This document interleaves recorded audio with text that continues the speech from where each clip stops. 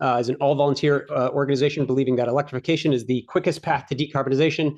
Check out our electrification tips at electrifynow.net. It's also being brought to you by the Advanced Water Heating Initiative, a nonprofit-led market transformation initiative trying to transform the market for the both residential and commercial buildings to heat pump water heaters. Go to advancedwaterheatinginitiative.org. And it's being brought to you by Learn San Diego. It's a workforce education and training program partnering with Electrify Now and HPWH to offer these free electrification webinars. Visit the Learn website at sandiegolearn.com. All right, and this webinar is part of the Go Electric series, talking about the benefits of electrification for homeowners, which include lower energy bills, cleaner indoor air, of course, less pollution outside, more comfort, and increased safety. Talking about heat pump water heaters. And let's just do a quick level set as to why. This shows you a little bit about all the different types of water heaters that are out there. And as you can see, heat pump water heaters are 3 to 5 times more efficient than the other types of water heaters. That includes your fossil water heaters over here, your electric storage water heaters. Heat pump water heaters just are much more efficient. And they're a little bit more expensive upfront, but the annual cost to operate makes up that extra upfront cost pretty quickly. And of course, the carbon emissions are much lower with the heat pump water heater. And if you have clean electricity, that can be brought to 0 carbon emissions. So how do they work? Real quick, they use the same technology as your fridge does. That's a heat pump on top that harvests that heat from the surrounding air, and it concentrates the heat in these refrigerant coils that then transfer it to the water. All it does is exhaust cool air. So it does need some space to breathe, and we'll talk about that in a second. But why are we talking about DIYing your heat pump water heater install today? Well, there are still, unfortunately, a lack of contractors that are knowledgeable about this technology nationally. We're going to talk to a great contractor today that's installing these all the time. But in some regions, there aren't contractors to help you get your heat pump water heater installation. So if you're a handy homeowner, you can save $1,000, $2,000, $3,000 by DIYing your installation. And lots of people are already doing this. We know from surveys in Maine or the Pacific Northwest that 30 to 50% of homeowners are DIYing their installations. So today we are going to be talking about how to DIY install your heat pump water heater. We're going to talk about what are the challenges, and of course, what are the safety concerns? What do you need to keep in mind? And we're going to be doing, there is a great DIY installation guide that I'll put in the chat in a second from Hot Water Solutions. We just wanted to call out that walk you through this step-by-step as well. So let me introduce our panelists, and then a quick disclaimer, and then we're going to get to the live installation. We're joined here today by 2 great folks from Great Northwest Installations. Steve Broughton is the owner and founder of Great Northwest Installations. He's one of the leading heat pump water heater installers in the country. He started plumbing in the U.S. Army in the early 90s and founded Great Northwest Installations over 20 years ago. Steve's genuine love for nature, compassion, and perseverance translates into his energy to do what is best for the environment and the people we serve in our communities. And he's joined by Austin Randall from Great Northwest. He's a technician and water heater trainer. He working towards his journeyman license in plumbing in Washington State, but he's certified in all types of water heaters, and he's been with Great Northwest for 4 years. And our homeowner today is Camilo Bruce, a personal friend, and he's a technical field engineer with Medtronic. He's going to be leading our DIY install today. He rates himself as a 7 out of 10 on the scale of how handy he is. So a pretty handy guy, but he's never attempted to replace a water heater before.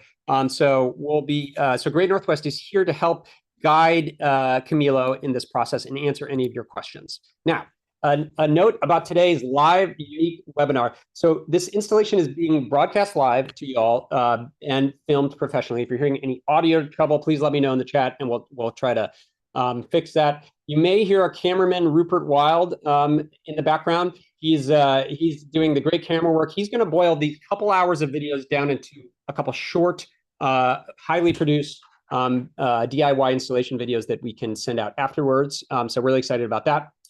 And Steve and I will be the commentators for this, while August and Camilo do the hard work. So without further ado, let me stop sharing, and I'll turn it over to first you, Camilo. Talk to us a little bit about why you're going to be replacing your water heater today. Thanks, Joe. Can you hear me okay? I want to replace this water heater because it's almost 25 years old. I've already had a little bit of trouble with it. It's a gas water heater. And so I'd rather replace it before there's some kind of a catastrophic failure. And I wanted to transition to electricity, just like Joe said. Using less gas is always better, especially kind of for the home environment. And then as an insufferable cheapskate, if I'm going to put in an electric water heater, I want to put in the one that's going to cost the least over time, because we're not planning on moving anytime soon. So I'd rather keep the operating costs as low as possible, especially if you can get the thing performing. Awesome. Cool. Thanks, Camille. Great. And then Steve and Austin, introduce us a little bit to Great Northwest. Talk to us about your work that you all do and how you specialize in heat pump water heaters. Well, I'll kick it off. Again, thank you for having us, Joe. We really appreciate this opportunity to share our knowledge with a homeowner and, to show that this can be done by yourself. So I'm from Great Northwest Installations. Austin, my top installer, is also here today to help Camilo go through this. Just a little bit about us. As Joe already mentioned, how long we've kind of been at this and the reasons why. Would like to add also that we love to do work in the community. That's really important to us for folks that need help. So this actually goes a long ways, I think, down that path where people that can do something on their own, have the right tools, have a little bit of knowledge on it, should be able to tackle it. And I think today's going to go really great. Thanks for having us. Just second everything that Steve said, and I'm just here to watch over Camilo and try to make sure he's on the right track today. So. All right. Well, super, super exciting. Maybe before we get started, Camilo and Austin, tell us, and Steve, tell us a little bit about the tools that we've assembled for today's job. No, absolutely. Now, of course, as everyone knows, there's a lot of tools out there. So we have kind of laid out some tools for you. One thing we did do for today's installation was kind of pre-prep and think about how and what kind of tools we're going to use. So this particular application, we're looking at, the type of plumbing that's installed. So with that said, today, mostly crescent wrench, most people have one of these. Channel locks, most have those. Definitely, obviously, a tape measure, drill. So, again, just the normal stuff you should have in your toolbox. Now, not everybody has plumbing tools such as this laying around the home. So when it does come to a DIY, you might have to make a trip to the store and pick up some of these tools. Some of the materials we're going to be working on today is helpful that we kind of use a less expensive tool than say that professionals would use. So definitely out there, again, understand the plumbing in your home, understand the water heater you're installing, and understand the tools and the materials that are going to go along with how your house is already plumbed. And yeah, go from there. Austin, anything to add? No, that's pretty much it. Like you said, there's a few tools that you're not going to have in your toolbox when it comes down to it, but a lot of things you will. So if you're going to do it yourself, there's just going to be those couple things you're going to have to invest in up front to make it happen. Maybe like they said, a couple times to the store. Yeah. Yep. So quick question, show us a little bit about this water heater that you have, Camilo. Talk to us a little bit about your water heater. What kind of fuel is it using now, and what's the existing water heater like? Okay, so this is the gas water heater. You can see down here is the control, and it heats via gas. So it has a rigid gas pipe coming down along here, which we're gonna get rid of. Gas valve is up here, so we've already turned the gas off. And then the other thing that it has that's different than an electric water heater is the vent here. And don't worry, it's not hot because we've had it off for a while. But we're gonna remove this vent also. So that's the main difference, is we've got a gas line and vent line here, or vent pipe, that we're gonna not need anymore. Cool. Okay, great. Oh, and the other thing is, like I said, manufacturing date is 2000. So almost 25 years old. And do people usually replace these like 15, 20 years? So it's actually a good question, Camilo. Thank you. So water heaters typically we find can last quite a while longer. Believe it or not, the older they are, the longer they last. That's kind of my thing. Newer tanks, they should last as long. I mean, they all come with different varying warranties. And, like everything else, as we go along, they might not be as great as they used to be with the steel we used to make. But again, especially with the heat pump water heater coming with a 10-year warranty, you're covered for quite a long time. But Steve, usually do they say 12 to 15 years is your average time that folks replace water heaters? About 12 to 15. We kind of stop, we'll kind of stop pushing towards repairs if it's over 10 years old, just because of the cost it takes to repair parts. And a couple more trips out, you've almost paid for the water heater. But safe to say, most should last at least up to 12 years. Great. Sounds good. Okay, and so maybe Steve, before you come and join me, talk to us about how we're going to be removing this water heater, and maybe Camilo, you as well, of course. All righty. Well, let's you start. Okay, I'm gonna give you my DIY perspective, and then I'm gonna let the professionals correct me. But for right now, we started off. We've already shut off the water and the gas. But we are going to disconnect our gas first. Yes. Thank you. We're gonna do gas first, disconnect it all, and then we're gonna disconnect the vent, the flue vent, and then our water fittings, and then pull everything out of the way. The other thing that I did was I already took off the strap that was existing, but we're gonna put on new earthquake straps. There was only a single one, but code requires two.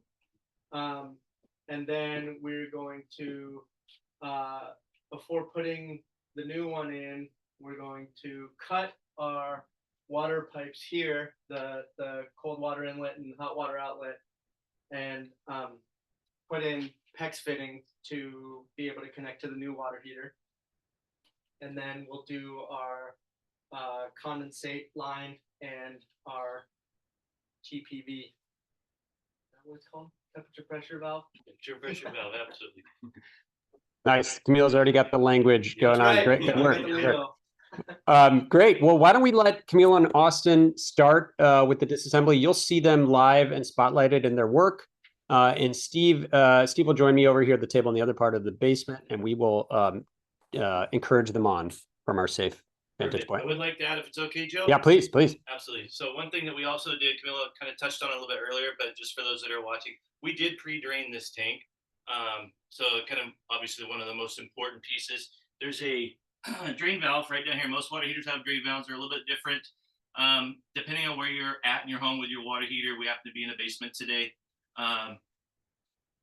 You can run to a sink, you can run to a floor drain, you can run outside. It's hot water, watch out for the flowers. But the idea is that for our purpose today, time savings, we went ahead and drained it. We used a hose and a pump. Most people don't have pumps at home, but a gravity feed is great. One of the most important things is you got to un-airlock the tank when you're draining. So when you hook your hose up to your hose bib or your valve, just come up here and you can release the temperature and pressure release valve off of it, or you can break free one of the hot or cold lines just to, again, release that air gap. Yeah, that's all. One thing to add on that as well, we did turn the water off at your main valve in the home. You can do it at your water meter as well. But if we're going to be cutting back our plumbing, we just want to make sure that the main water is shut off to the home, not just the valve that's at the heater. Otherwise, we're going to have water everywhere. So don't want that. And we have rags and buckets. Yep.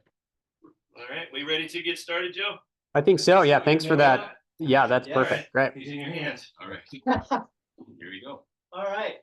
So we are going to disconnect our gas first. Yep. And the gas, we've got a gas valve up here. And so we've already shut it off. So we don't have to worry about the gas being on down here, but we need to close it off at the source. So now I'm going to grab some tools. And so we've got gas off up there. So now this is a compression fitting that Austin taught me about. And so we actually loosen that one first. Right here. And that lets this piece pivot. So that should be enough, right? Yep, absolutely. Okay. And so You're gonna smell a little bit of gas, which is normal. There's always maybe just a little bit trapped in this pipe here. So if you smell it, it's okay. Okay. There we go. Do we need to worry about the pressure? No, pressure's real low. As far as I understand, it's about 5 pounds. But yeah, he's not even gonna carry any hissing. Smell a little bit of gas. Yeah.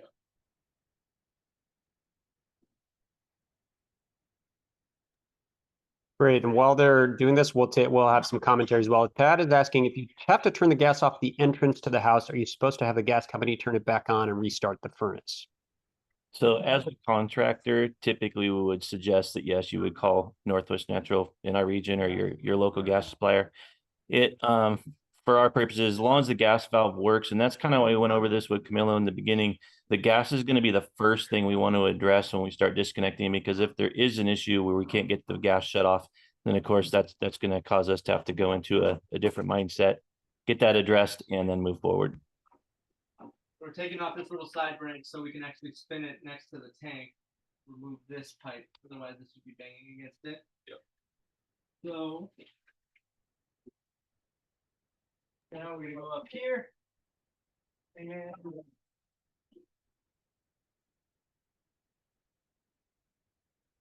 we could get away with not using channel locks on this valve because it's got some teeth marks on it from before.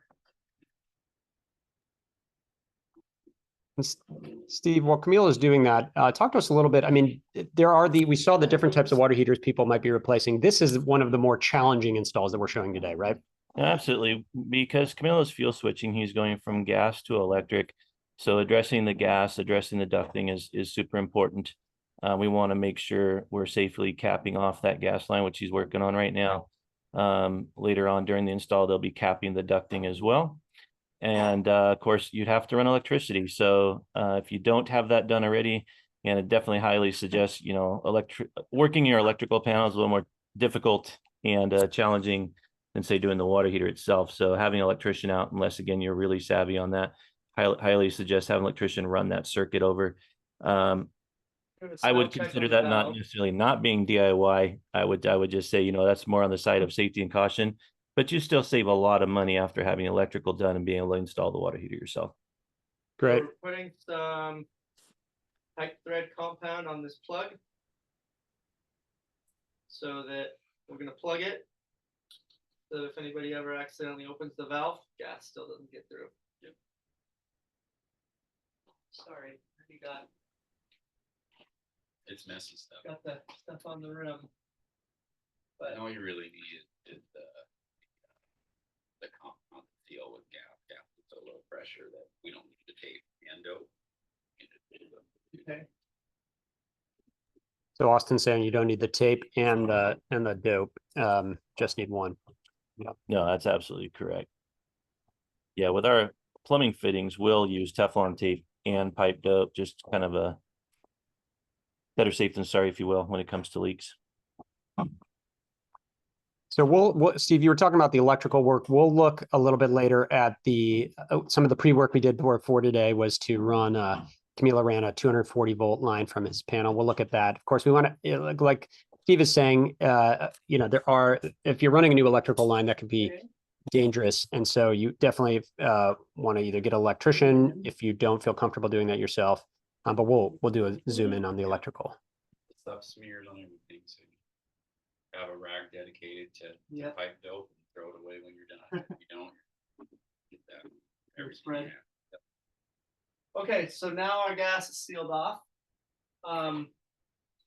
So now I was gonna plan on trying to remove this flue, and like I said before, since this has been off for a while, the gas has been off, it's not hot, but it can get plenty hot. There we go. So Just pull it up and out. while Camille is removing that flue, that B vent, is that right? And talk to us a little bit about this. You can see Camilo's got the B vent he's pulling out. It's a smaller size going into a larger duct, is that right? With some tape covering that up. Yeah, Joe, what we found when we showed up is they have a 3-inch ducting flue coming off the top of the water heater going into a section of 4-inch going into that chimney. So we're going to go ahead and cap that with a 4-inch cap. Once he gets this ducting apart, we just want to make sure crimps the cap, plugs it in. It's fairly simple to do. Again, tools that you have to think about if you don't have them laying around home is probably some good tin snips and some crimpers for this piece. And also because it's in the actual chimney, probably a good idea to throw some foil tape on that as well. Got it. Want it sealed up. No, I think it is. All right. So while they're wrestling with that, Derek's asking, can you comment on the rules surrounding working on gas lines? When I replaced mine, I opted to hire a gas fitter to remove the gas lines as I wasn't comfortable touching it, and I wasn't really sure if I was allowed to touch the gas line. No, it's a really great question. It makes me kind of think about some other parts of this. Now, something's probably good for us to bring up is that our region where we're at here in Oregon, codes, rules, laws are different than our neighboring state, Washington's, California, such as the rest of the states, you know. Well, let's hear Camille over there. Go ahead, Camille. Chimney liner. Yep. You can see there's flexible pipe in here. So we're gonna do this. You got one more back here. We got a 1/4 inch bit on here. We knew there was gonna be some sheet metal work.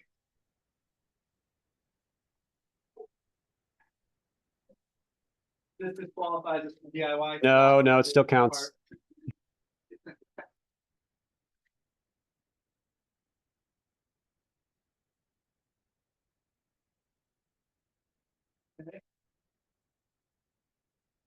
So now, Now you're gonna wanna hold on to that chain liner, it might still be kind of stuck on you. There you go. Hey, a little bit of everything. Yep. Pipe. So now that we got this chimney line, we take this sleeve out. Yeah, so this is kind of different than what you normally would see as far as how this. So, this chimney liner, I mean, we could possibly take this and kind of just scrunch it back in the chimney so we can get our fitting back on here. Okay. That might be the best way. This is all attached to the roof. If it's Okay. to the top of the chimney. And it's all Do some patching. more, yeah, so this might be something that we have to do later. Okay. But this can always stay here as just a place for us to put our duct cap. And then Yeah. at a later time, if you wanted to maybe cut that flexible duct off. And then put a cap just- on it there. Just seal it. from Okay. there. We could do that as well. Okay. Great. Well, it's dusty enough that it looks like rain's not getting in there. So that's good. But what's gonna happen is when you get your We cap got 2 on here, layers. it's gonna hold this back, so we're gonna get screws in that cap. Okay. So we can test fit the cap now, if that's what you wanna do. We'll get a cap. So sorry, Steve, continue. No, absolutely. So again, around ducting, gas, which falls under mechanical code. Again, this is homeowner doing this, right? So the big thing and really important, so we've I got think our before you start any specialty project such as this, is to understand your jurisdiction. Every jurisdiction is different, as I mentioned, location. So it's really important, and maybe that even is one of the more challenging things of a DIY when it comes to replacing a water heater. Everything can be found online that you need to know whether a homeowner is allowed to do a certain project or not, or a piece of the project. Again, every state's different, so just understanding what you're allowed to do as a homeowner, excuse me, and the parts where you might have to have a contractor, come out and help. Where as a DIY project, sure, you might be able to tackle it, but again, we want to make sure we're following the rules My daughter would love this. It's and like being our safe. craft. That's what I thought it was. Okay, so maybe Camille, let us know, what are you doing now? Crimping the cap because it doesn't quite fit, so it puts some crimps in here to downsize the size of this cap. Because it's the same size as the vent pipe, the duct, yeah. Last one, there. So now we've got a crimped cap. And let's see now, Get in there. Throw a screw on that. it fits really nicely. So we're just gonna doesn't have to go in all the way, it's only gonna go in about that far. Now we got. Now, put your a couple screws in there. So- Oh, go ahead, Joe. I'm sorry. No, I was gonna, yeah, you go. No, that's- Just kind of speak real quick to this part. So again, you always hear, hey, changing a water heater out shouldn't be too difficult. For the most part, it's not. If this was an electric water heater that we're pulling out and putting a heat pump That's water how I heater, and go. again, they wouldn't have to mess with the gas. They wouldn't have to worry about the ducting.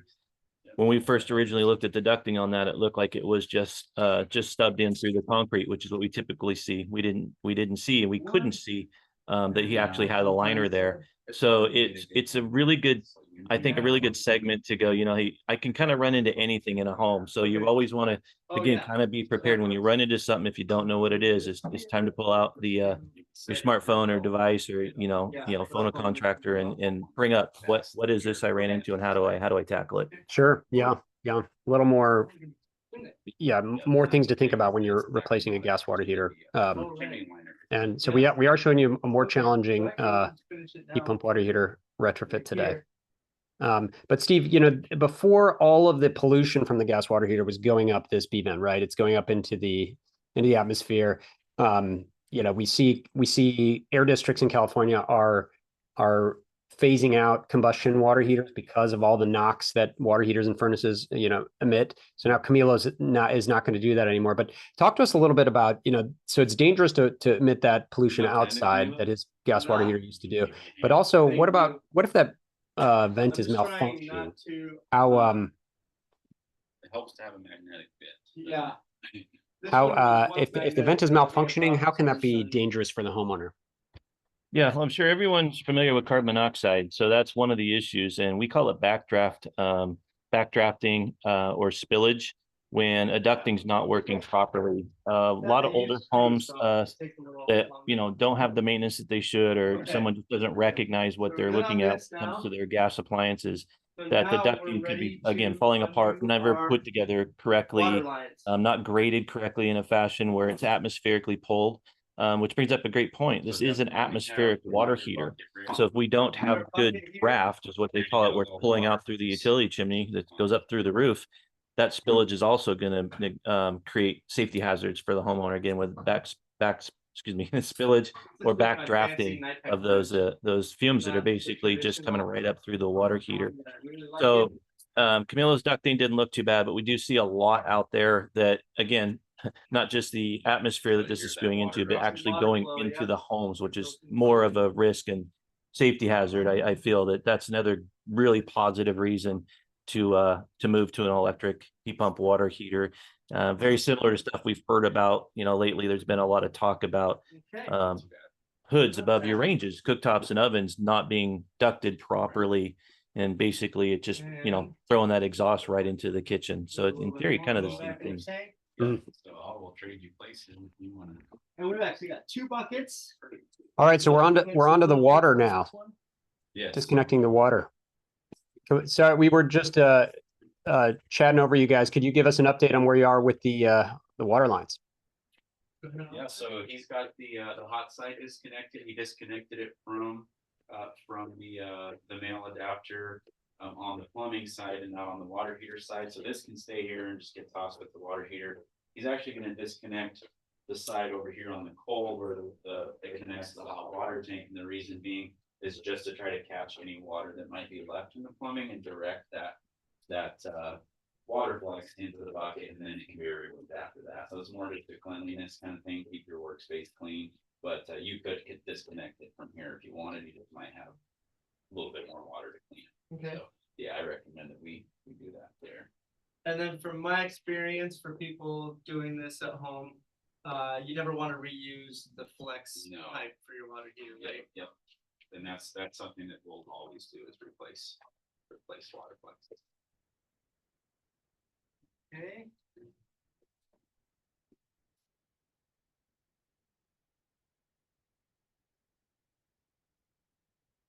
Get a rag handy.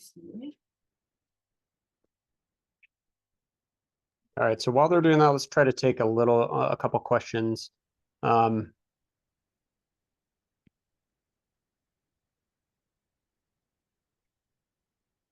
was kind of excited. I had vacuumed this whole top of the water heater off so that you would all think that I was the kind of homeowner. Now watch this. It's now all of this plumbing. Yeah, There it is.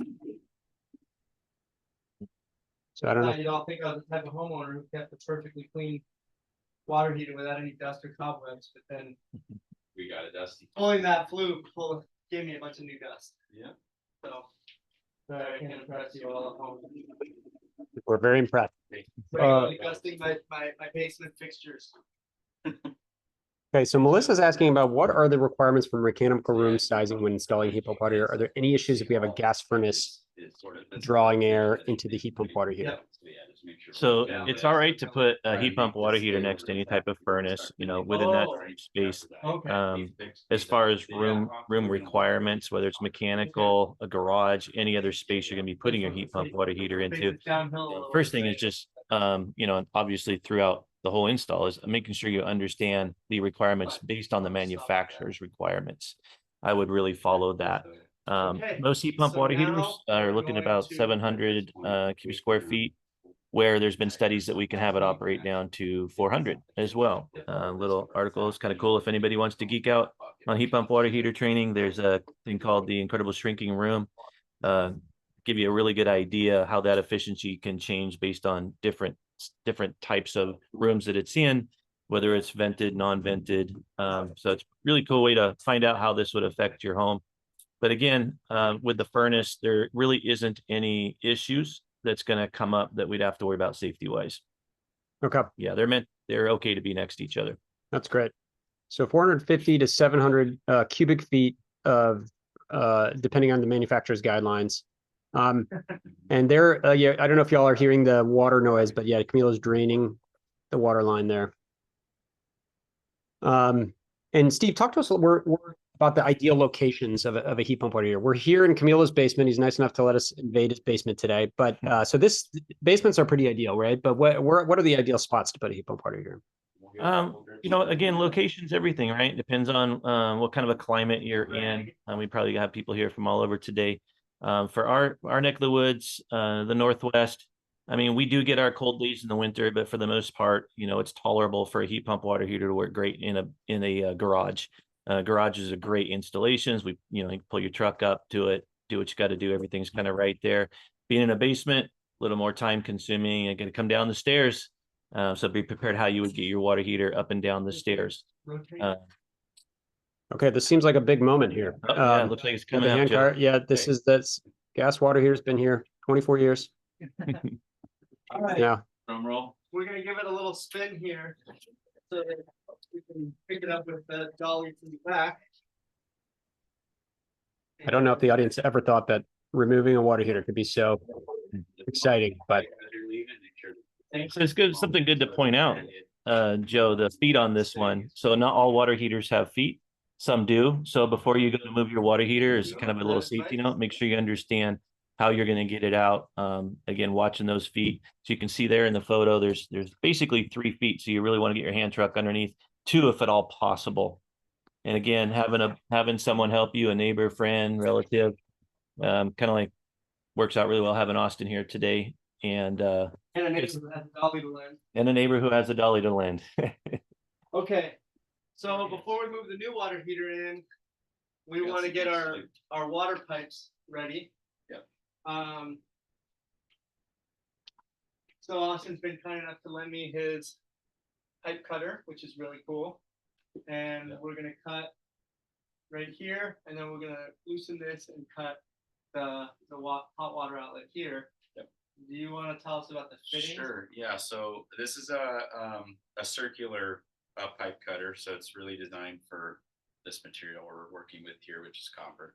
It's just going to slowly kind of cut into that and make a nice clean cut all the way around. And then we're going to adapt with sharp bites, which look like this. They're push to connect fittings.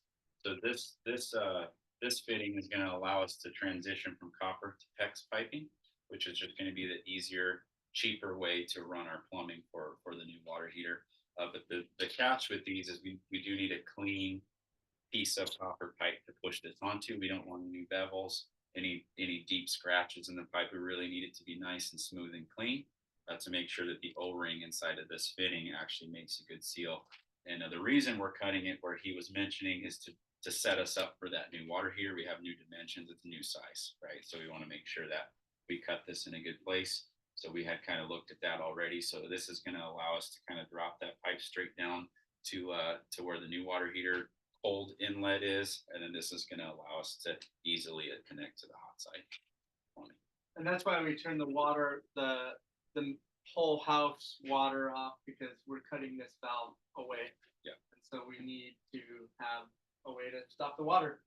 And then I'm going to clean this up down here on the floor a little bit as well on the inside. The way I vacuum it up. There's a long lost Lego piece here that I just found, which is nice. Yay. That was the piece I was looking for. This project can finally be completed. We're just gonna keep this aside and I'll vacuum it later. So while they're tidying up, someone's asking, is this the same process for removing, say, an oil water heater? Do you replace a lot of those? So we don't do as many oils as we used to. I think they're pretty much gone, but there's definitely some still out there. The fuel tied into it's very similar. It's going to be a different material, obviously different fuel type, but you do want to be cognitive of removing that. It's interesting. One thing I do remember on my first oil replacement is I didn't realize how much oil was actually going to drip out of the line. And it's a mess. So if you were ever to do that on your own, make sure you've got a bucket to catch that oil, recycle it, or dispose of it correctly environmentally. There is still ducting because that oil will be burnt. So it's but pretty much the same. We're gonna go right on the seam to leave a little bit of room. And then start spinning in the arrow that it tells me. One. Think Everybody count at home. every tool, every one of these tools is different. This one in particular happens to just cut through it a little faster. There it goes. Well, that was nice and easy. So remind the audience again, why is Camille cutting that pipe? Yes, he's going to cut the copper pipe so that we can adapt to the new plumbing we're going to put on there. As Austin mentioned earlier, we use PEX here. Again, every jurisdiction is different. Some places allow it. There's only a few that I think don't. It depends on where it's being installed. But again, in our neck of the woods, PEX is perfectly fine as a water line source. So a great material to use as a homeowner, definitely easier to work with. If you were to run copper pipe to make the connections, which you very well could, material's a little spendier. And then, again, what's your skill level at brazing or soldering copper pipes? That transition they were speaking about earlier with a shark bite's a great way to do a mix of metals. So shark bites work well on copper, PEX plumbing, Orsbo, which is just another type, plastic pipes, works on CPVC. Does not work on galvanized. If you have galvanized plumbing in the home and you want to use PEX, you just have to have a threaded adapter to make that transition. Camila, were you cutting that to get a cleaner cut? Nice cut. We're going back a little bit further because this lower duct was kind of in the way. Trying to minimize the stress that we put on this pipe. So if we were to leave it where he had it and put our shark bite on, we're now moving this pipe back, which is really putting stress on this T back here and any other fittings that are in line. So we just want to try to keep the stress off of the joints in here. The PEX is more flexible, so it just allows us a little more flexibility. Okay. Now, should we put the fitting on now, or should we do our other cut first? Let's go ahead and just cut both, or just So the same tool. And right here, this pipe is tied onto the ducting, so I'm just gonna unscrew that to give us a little more flexibility where we're gonna cut. just make sure when the last screw comes up, hang on to this, make sure it doesn't kind of fall.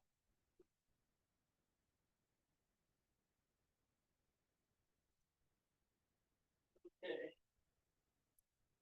Thank you. Austin's got the professional plumber's bucket seat.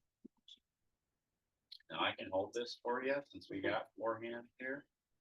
And then what we're gonna cut, yeah, like Austin said, wanting to find a smooth section. Because right there. the PEX, or the shark bite adapter wants to go on clean pipe. This one too, right? Yep. Look at that, I'm getting my pro plumber's feet. Yeah. Okay, yeah, we want to take a question that we saw in the chat. Why not reuse those water flex? Yeah, absolutely. So if it was hard pipe, you could theoretically do that. Some are like galvanized or copper that's ran with unions. But in this case, our union is a water flex. So again, they're flexible. They're corrugated pipes that we bend. So we don't know how many times they've been bent before. And just bringing them out and still adding those additional bends as we're trying to move them away, it just creates a possible leak hazard. And it's one of those, will it not? So it's not worth it. Understood, you got to go buy some more parts where maybe this should be recycled and reused, but it's more of a safety precaution to make sure we don't have leaks when we're done. You don't want to go backwards. Gotcha. Why are we buckets and not rags? Yep. A lot of water. Drained all the water line there. Great. You have a two-story home, correct? Yes. So we got water from possibly 2 stories that can make its way down here in the hot line. So Okay. so definitely now a big that- enough bucket. It's good to have. Yeah. This isn't wanting to drop too much. Okay. So we'll Very put this fitting. one in. So these fittings actually came with there's little white pieces that go in here. Usually they're already in. Doesn't mean that it's broken, but we do need to push those in the correct way. They're actually backwards, so we need to pull those out. And Okay. so that's gonna be the end that sticks. And that show us goes what you're doing forward. there, Camille. Yep. So these were in like this with the flange on the outside. We want that to go in. This is gonna go like this, and that goes to the copper side as well. Yep, just push that in all the way. There we go. Oh, okay, that goes Now way do in. the same thing with the other side. Okay, But it does so- kind of come back and forth, so you'll be able to go. So these are pushed in now. The other way with the flange on the inside. And now we're gonna press that on. Yep. Right here.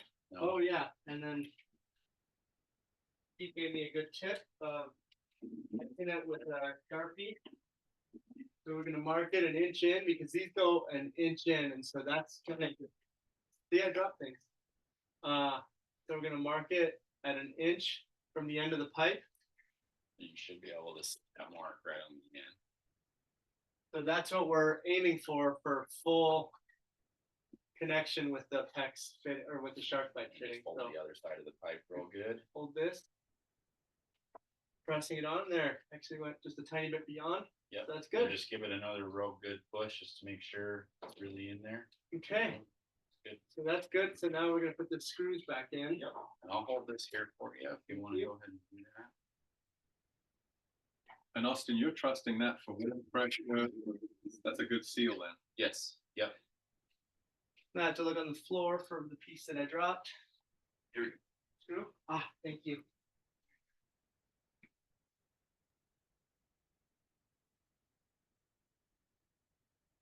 I don't know why there were 2 straps, but we're just gonna leave it the way we found it. So your hot side's done, then you get your cold. Sock side's done. Pretty easy to put that shark bite on, huh? Just make sure. Yeah, they're not too difficult. The trick to it again is making sure that you've inserted it all the way. Sometimes you'll feel like it goes on and stops, Yeah. but again, having that And mark this- on there is important to kind of give you an And again, idea we've where got it's the at. 2 It can fittings. vary a little on or off, like And Austin so said, they're he's gonna still see go outside, he kind of slipped past it. Flange side Again, that's inward, fine, but it just gives you that idea again as a All the homeowner that way might in. not use these fittings all the time, past just the that feet. assurance you did get it on all the way. There. And again, as Austin was saying, once you kind of So got it on, you felt measure good about it, each end just give it that one more push just on in this one case. as well. It will Mark bottom out. line. It can't go any further than it's supposed to. If anybody's not familiar with shark bites, it works kind of like what they Just call gives it, the us Chinese confidence finger it's puzzle. all Remember the that way old trick, Joe? connected. So Mhm. it's don't know what we're it's doing. got an O-ring and it's got a couple clips Okay. inside of it that actually compress and hold on that pipe. So the more you kind of, as the water is pushing pressure All on the way in that, and give it a it's actually push. making it lock on even harder. Hmm. And the O-ring inside, it's important to So know. now we're ready for our These PEX guys do say what they're saying. to come down. Yep. And then our gas is all sealed off. And then we've got our electrical over here, ready to go. So now we're ready. I was gonna say we're ready to roll the new water heater in, but I think we're gonna put the pad on. Yep. First, sticker up, sticker down. So the sticker on these just kind of comes slapped right on top. You can move that sticker wherever. Do we need it? It's good to have those things visible. Sometimes the inspector will want to see Okay, that we're using an approved this is piece of material here. showing it's just not a piece of styrofoam we found on the street Nope. flying around in the wind. Yep. We're gonna go in like that. Got our base here. And then we're gonna measure for our straps. Yep. So the code is 2/3 and 2/3, like 1/3 and 2/3, right? You have to be within that top third of the tank and within the bottom third. So we're 61.5 inches tall. So we're gonna go basically 20 inches and 40 inches we would, just a little bit above 40, but we're gonna go above that because we've got equipment in the way, plumbing in the way. So we're gonna go at like 44. Yep, and then just remember that with your from the floor. Yep, so you have your pad there, so you're gonna take your tape measure to the pad. add those 2 inches Okay. to it. And then the thing with the heat pump water heater, a lot of these, the way they're manufactured, and I must have this way real quick.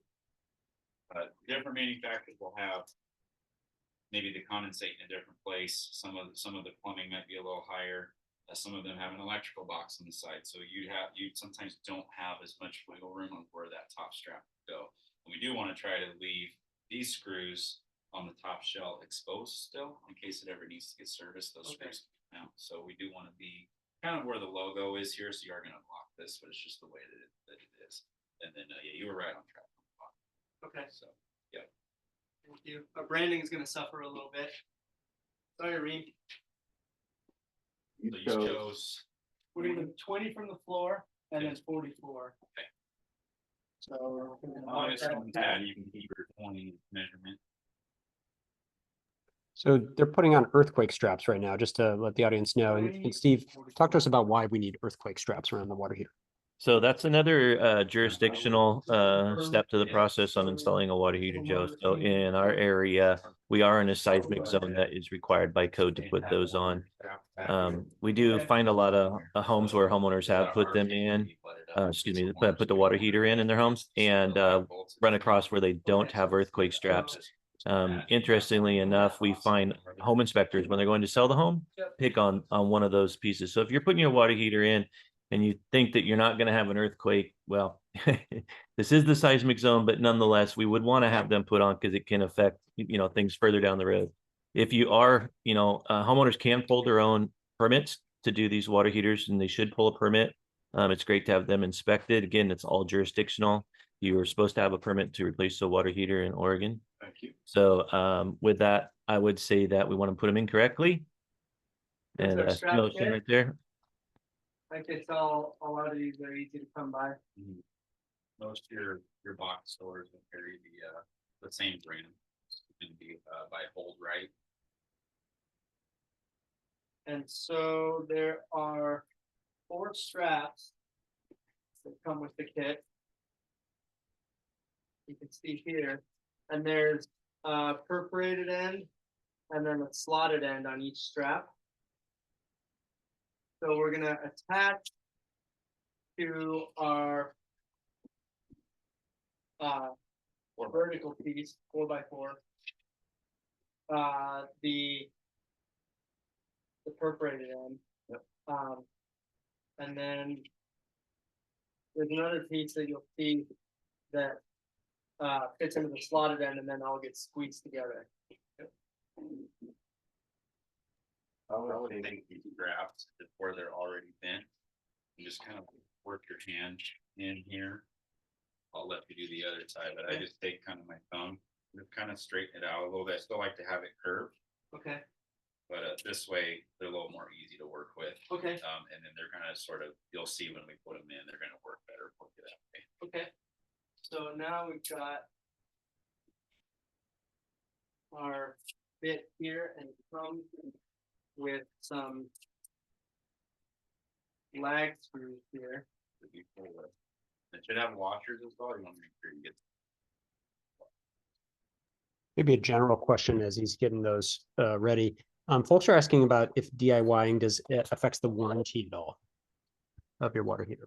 It does not. I know that question comes up quite a bit, and just kind of the little thing where we can run to the store and actually pick one up and bring one home. It is allowed. Now, with that said, again, you want to check with your jurisdiction.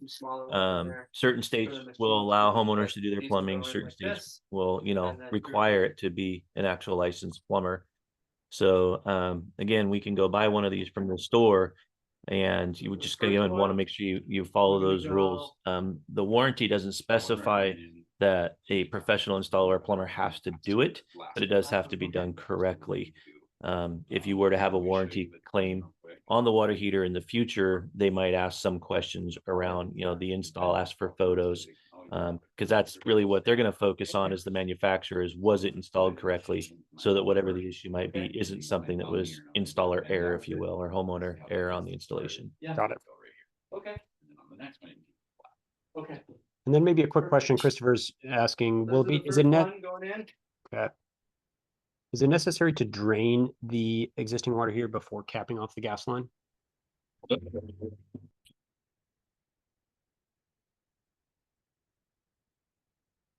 Yeah, a little live TV here.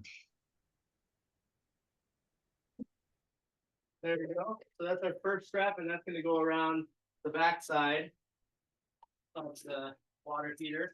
We're grabbing that part though. They can drain the water here before. There's not We're like gonna a go specific this way. way We have a and this way. preferred method we like to do. But I would always suggest to do the gas line first in case there's any issues Oh, okay. or concerns where we gotta call a Okay. contractor out because something went wrong on, disconnecting from the gas line. At least they can reconnect it to the water heater and still have hot water. Not to say they couldn't refill it Right there, though. like Okay, great. open.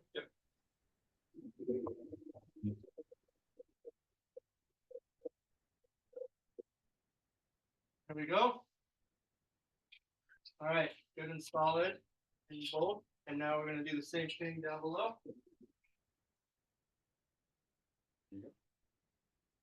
And Austin said to put it at the end, and then we're gonna put a bend on it. So that it's ready to wrap around the water heater.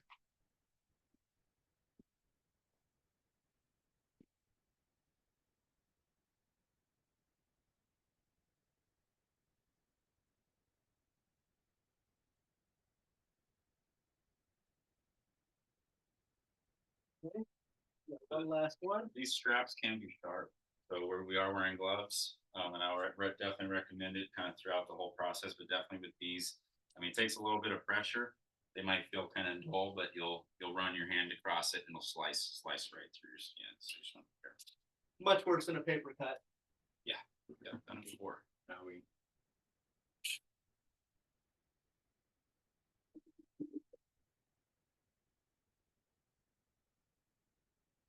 Okay. So now our straps are ready to go. See how Austin guided me on the upper ones and they're completely out of the way? And then I was self-guided on the lower ones and they're completely in the way. Well, we can change that. We just gotta get a nice little bend in it. It's okay as well, 'cause we're gonna roll the tank past here and then sort of slide it in from where you're at. And then we are gonna have to just sort of move these by hand. See, and now my pad already got dusty. Unbelievable. That's okay. That's normal. That's what happens. Let's anyways. face it. Okay, so now, would you agree we're ready to roll in the new water heater? Okay. Now, Steve, would you have thought that Austin and Camilo would be so telegenic and great? It's going much better than I thought, Joe. We're not even at the first hour mark. Not to mention, we might need to hire some new personnel. I don't know. Yeah. See if he wants to give up that medical job. Yeah. Okay, Pad there. so We're gonna go past around it. it. Great. Then we're gonna come in. So when you set this down, set just the very end of the tank down. So come back just a little bit.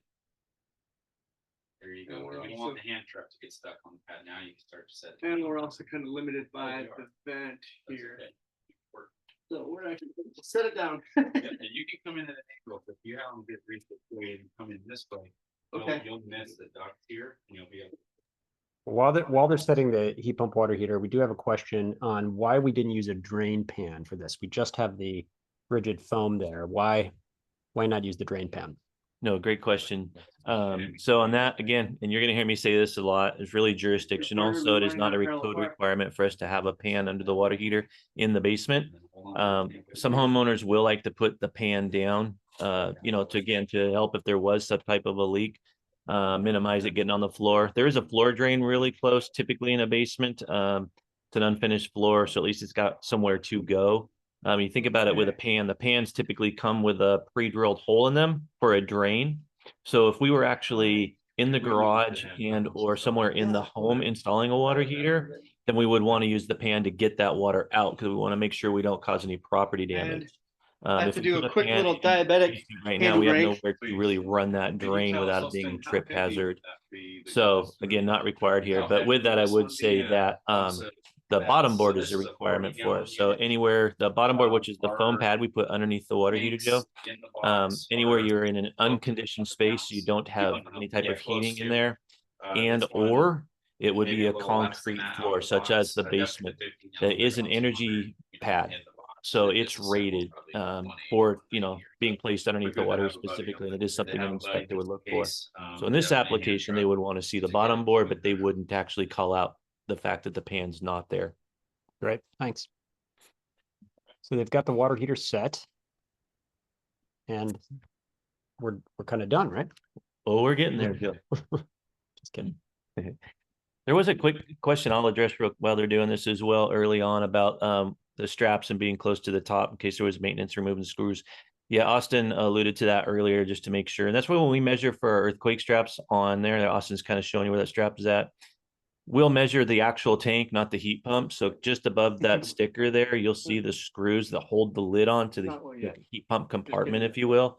So we're measuring for the straps on the tank because that is true. We want to leave that top lid accessible if we have to pull it off for any kind of a maintenance, later down the road.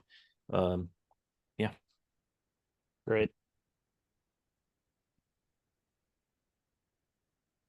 Can the existing water heater be removed without first draining the water in it? Done that, Joe, and it hurts. It's pretty It's heavy. pretty huh? heavy. 8.3 pounds per gallon. That's a good one to know. We definitely want to drain it as if we can. That is, in this case, we got pretty lucky in draining the water heater given the age. But some water heaters will lock up. They have sediment that can build up inside, so it's hard to just gravity drain without a pump. So that could present a challenge. It could be moved, but especially in a basement, again, you think about the weight of the heater plus that water, you really want to get that out. And there's tricks. We could go on with a few of those tricks, but definitely could, probably find them with a little bit of studying on Yeah. YouTube. But again, you run into a situation where you can't get the water out. We don't want anybody to get hurt.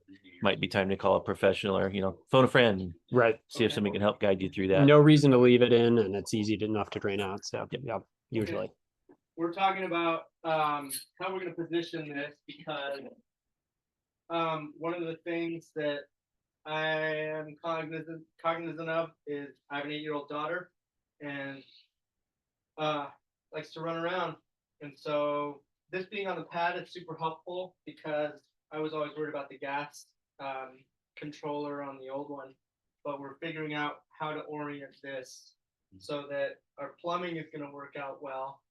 Because this is our cold and our hot, where it's going to drop down and make sure it's not in front of the controls. And then we're going to be able to set our outlets appropriately. So is this kind of how you want? Do you want to be turned I more think to so. So your this, side? we've got to get it all the way over here. Which we're not going to be able to get away from the fact we're going to have to run some piping over. And same thing with this, we'll have to run a little bit. So. Right. So we've got to get this to connect to this. This is our hot water outlet, and it says here. And then we've got to get our cold down to here, which is kind of the bigger turn. But we're going to use some flexible Flex pipe or your flex connector. the flex connector. And Steve gave me a really, really good tip before, which is actually connect the flex connector first to see where we're going to want to where we're going to need flexibility to get the PEX in. So I think this is pretty good. Do you like where it's at? We can definitely go ahead and just start Yeah, getting the strapping. start put down strapping. together. I'd just make sure, that it's all the way up against where we want it. So if you need to give it another push. just to Oh make yeah, sure yeah, we'll go a little we're bit up further. against the wall. Should we go all the way against the chimney then? Yeah, I think we should just Okay. give all the stability that we So can. while they're getting that all set in and getting the Okay, straps, that- Steve, the bottom's against the chimney heat pump now, water heaters have different locations It's for the same the now, inlet so and it's gonna outlet for the hot and cold and then it's against the wood water. there. Talk to us The about bottom, yep. Okay. on this particular model. Looks like cold water's coming into the bottom. Well, we're going to talk about the strapping first. Okay, yeah, go for it. Go for it. So you can see now that the slotted pieces can overlap with each other. And we've got a machine bolt here and a washer, but the washer is going to go on the other side. Yep. With the nut. But we took these. We go 1 through both of these. that right? No, so I'm gonna show you, I can do one side real quick and show Okay. you how I'm gonna do this. So one thing we need to do with our earthquake straps, make sure we get it properly pulled up against the whatever wall we're up against. Right now, we're up against this 4x4 in the chimney. So we kind of, if you look at it, we want it to pull tightly this direction, right? So almost where this tank is centered. That's kind of the way that we want it pulled. So I kind of start with one strap. Okay. I can imagine my center is probably somewhere here as far as where I want the pressure to go. And I'm gonna go here and just start with one. Because I know that we're long enough. So I'm gonna go long side forward. Can you Okay. do that on the camera? Okay. Yep. And I'm gonna bend all the excess back. I'm Okay. gonna tuck it in. There's probably different ways you could really put this together. This is how it's supposed to be done. Okay. So this is what we're gonna do. We're And gonna then go now I'm there. gonna now pull this other one tightly here. And by doing so, now we can decide where does that next bracket need to go. Well, we go probably around here. Yeah, you don't wanna be allow too for far. length. Yeah, and you don't wanna be too close. So this would maybe be the maximum, this Yeah. slot. Yeah, so you can always try it, see if you can make that work, and if not, you can go in one more spot. Okay, so we can try for this one. Yep. We're gonna go here, but should we bend it back now as well? Yep, go ahead and bend Okay. it back, tuck it in. We're gonna bend this back. And now we've got our two pieces. And it's just. We've got just enough. Just So enough. I'll take that nut and then this washer. I'm gonna put it in here.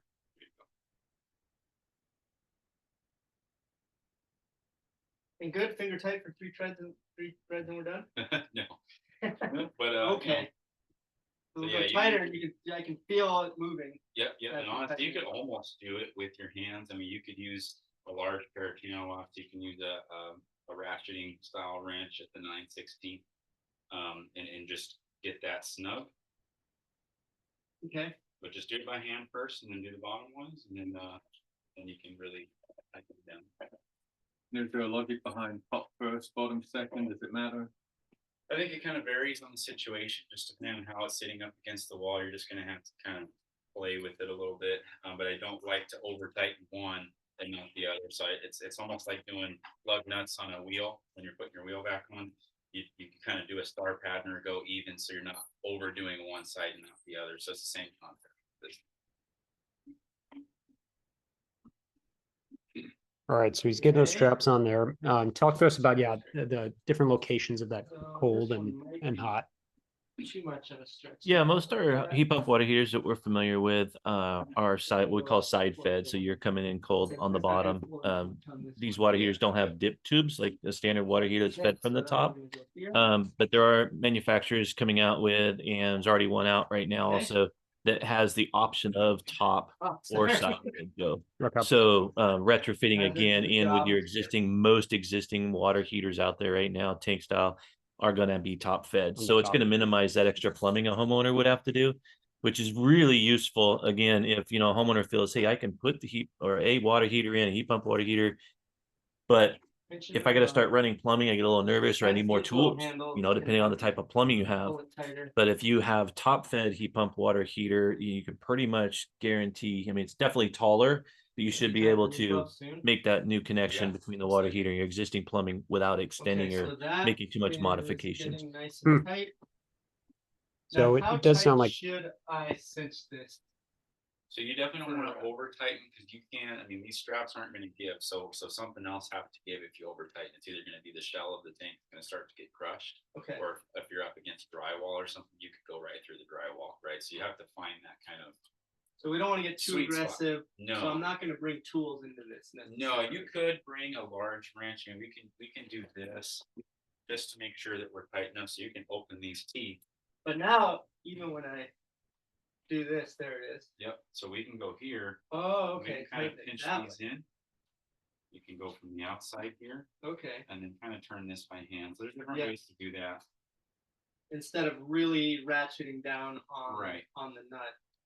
But I'm just kind of squeezing the Yeah. tool here while I'm turning this, and it's giving me just that little extra tightness. And Okay. you could feel that now it's not wiggling around. Yeah. Just do the same thing with the bottom, and then Okay. it should be good.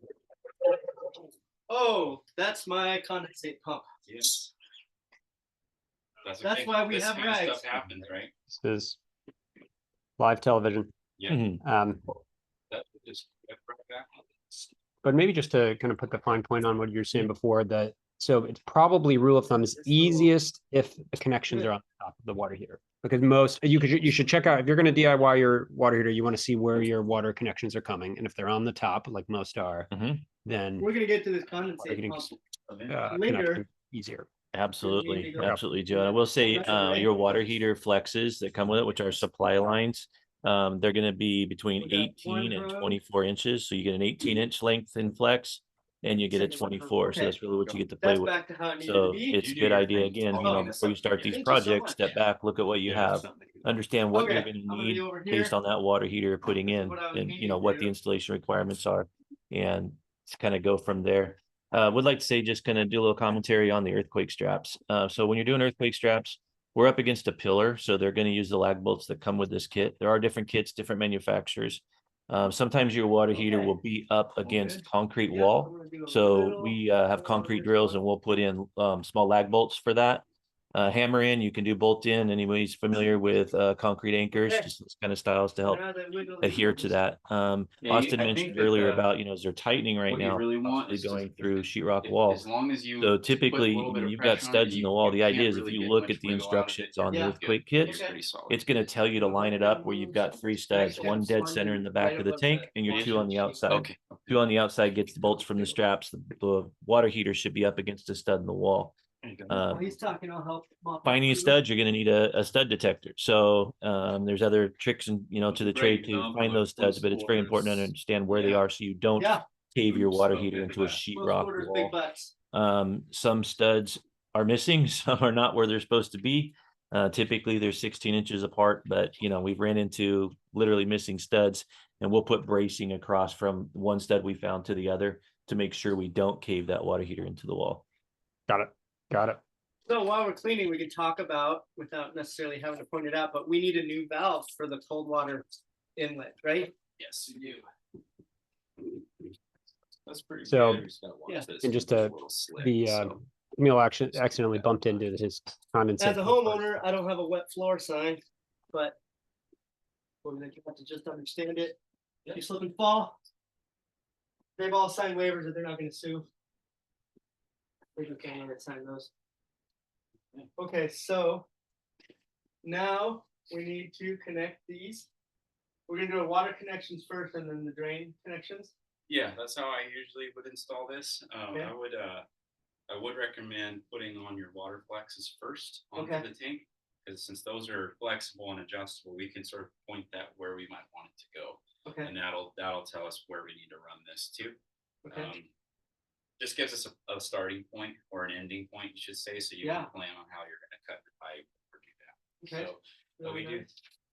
And since we're using got PEX, 2 different sizes. right, So as a homeowner, you can choose 18 inches or 24. They do make larger ones, but they're not legal. They're not approved by code. okay, So 18 or 24 is your 2 options. okay, For this case, I mean, we can go either or. We're re-plumbing and using PEX to kind of bring our plumbing back to the water heater. Yeah. So if you use 24s, it just means you're going to use a little bit less PEX than you would if you're using 18s.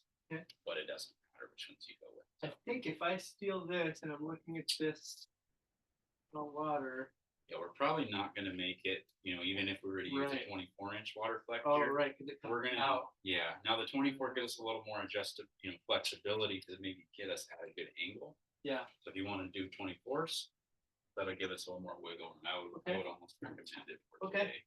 we're gonna do 24 here. And then probably for the other one as well. Yeah. And I'm just gonna hand tighten these and remember that they're hand tight.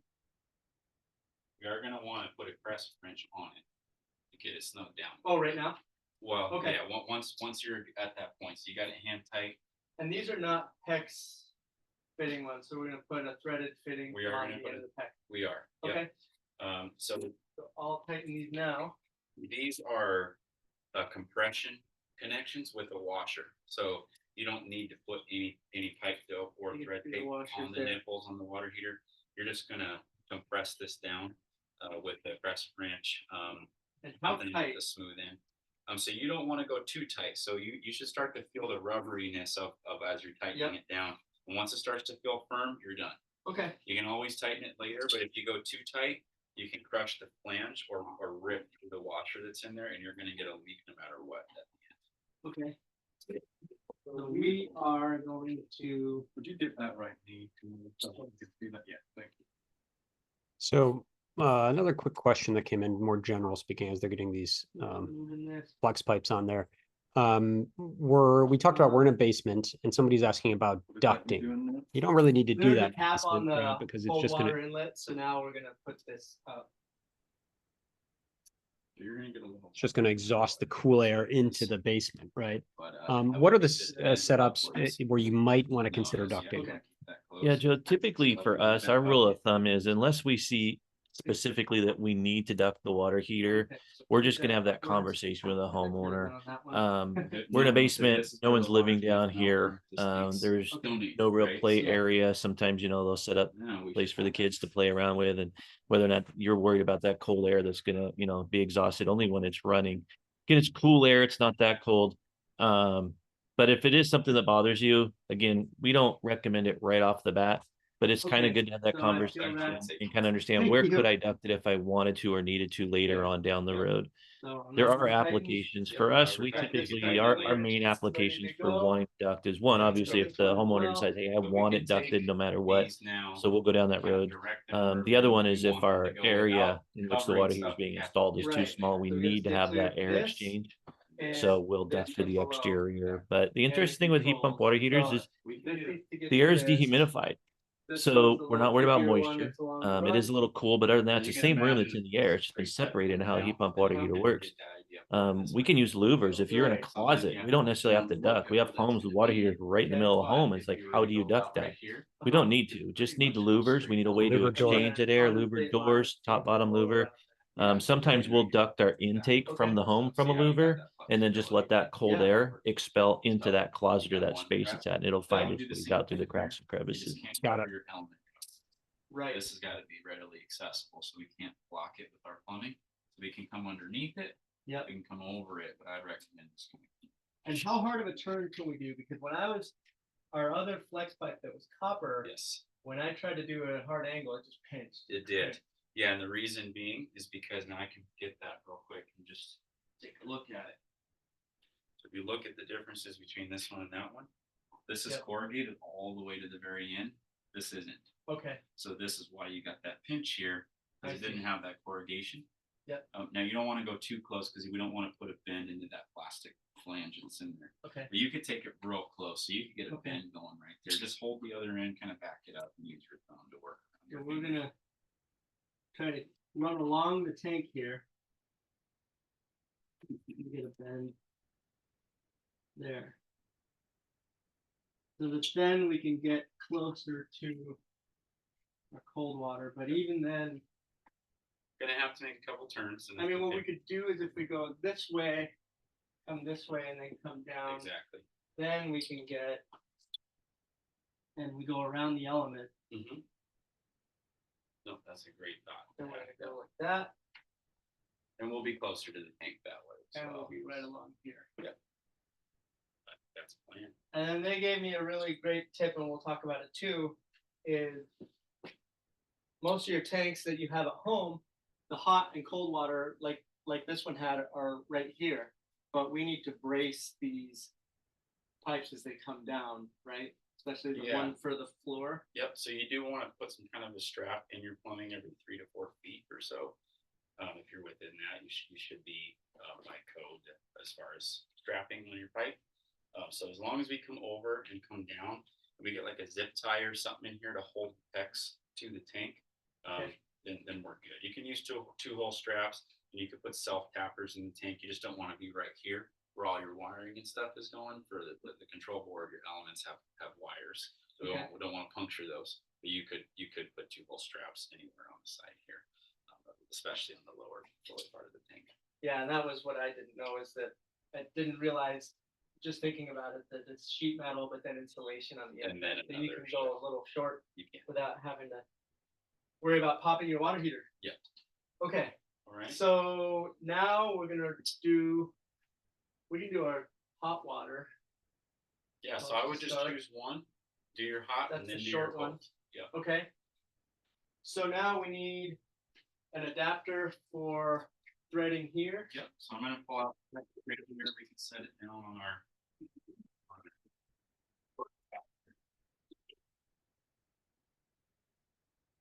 We just have an assortment of fittings that we carry in here, everything from female adapters, male adapters, elbows, crimp rings, couplings, whatever you need. So you're gonna need these as your adapters, these are your male fittings, Okay. and the other end is PEX, so that's what we're gonna crimp to. So these will go here. And then on this end, the pipe is gonna push in into the shark bite, Yep. but then this one, we're gonna put this over and we're gonna put a collar over it and print it. Yep. Okay. And I just make sure these are both on your flexes tight before you make any of those prints. Okay, so We we'll need tighten to- those right now. Yep.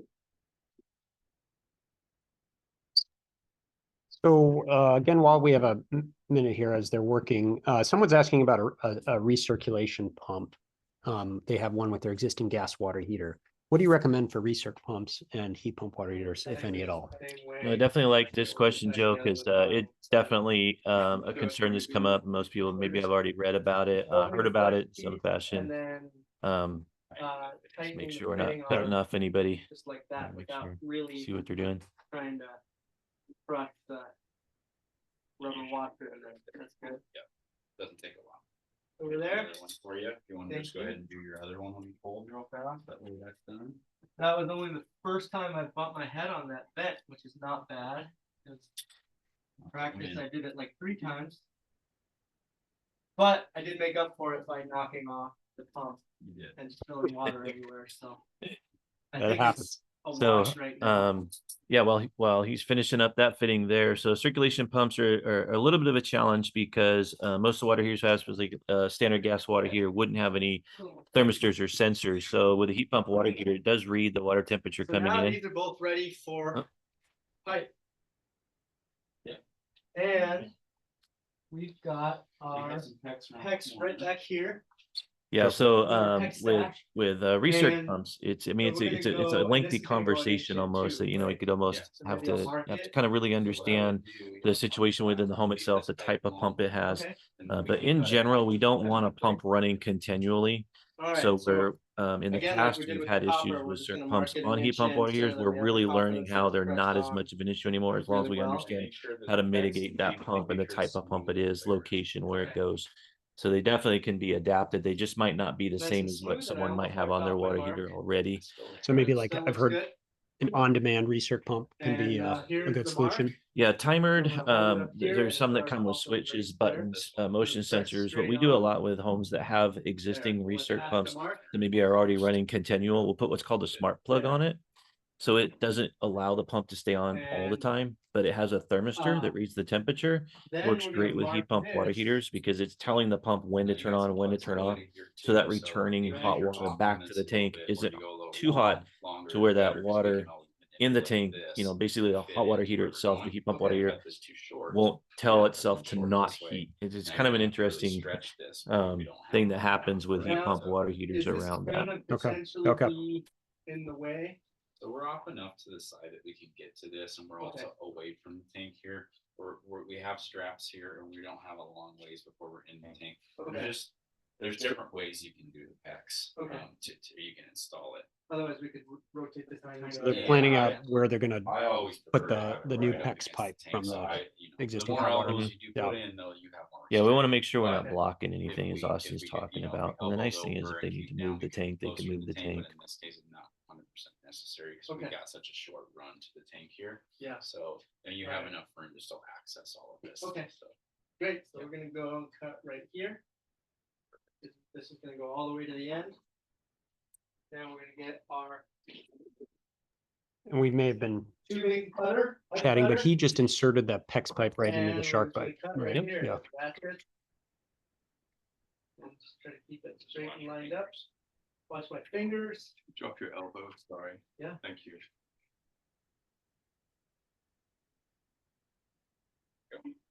There it is. Nice clean cut. stay that height, and you really- This pipe.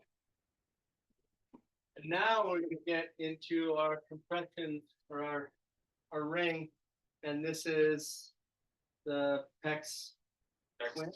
Yeah, PEX clamp. This is for PEX B pipe, which is what we have here. PEX B is a crimp style. PEX A is like an expansion type of PEX. So that exact crimp ring is what you'd want to use for this. It's also the easiest for us to put on. So if you're a homeowner doing it yourself, this is going to be by far the cheapest way to put PEX together. So you're just going to sleeve that over here first, and then you're going to push this into push the fitting. So there it is, and then this just grabs into the end and squeezes this all together. So let's see in a second. I'm gonna go a little higher, get that fitting all the way on there. And then we're about 1/8 of an inch back from right there. And then I'm gonna go, maybe I'll rotate it a little for the camera. We're gonna put this on and then hold it from this side. And we start crimping. There, now I'm getting some resistance. So what does that crimp do? Just seal off And the then connection? tool. Once you get it started, Yeah, so you the don't have fitting to sit actually there and has ribs on it, Joe. starting. And that crimp ring is compressing that pipe around those ribs to keep it from popping off. Again, as Austin was mentioning, there's different ways, different material that we can use. There's a couple different types of plastic pipe like this that we can use. So it's all a matter of the tool that the homeowner, anybody, even the installer is going to want to use. We use the crimp style because it's the quickest, it's the easiest. It's a one tool kind of does all, if you will. So just a quicker, easier, faster way for us to move through it, and obviously approved. So nothing wrong with using that, and probably the easiest for the homeowner. We're using a ratchet tool, which is what they're using today.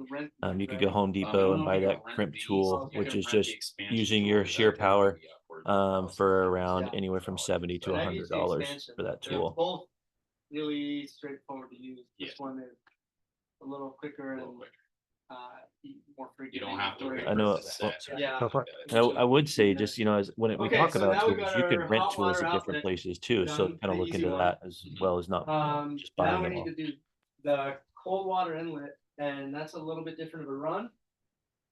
As well as we need to add a valve.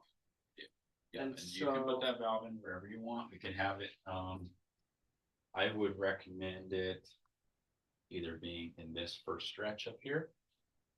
Or maybe have it along the tank and somewhere here, where it's Okay. kind of up and at chest level where you can get to it easier. Yeah. And you can also have it to where this valve, you gotta make sure you install it in a way where it's not gonna turn and get in the Right. way of something else.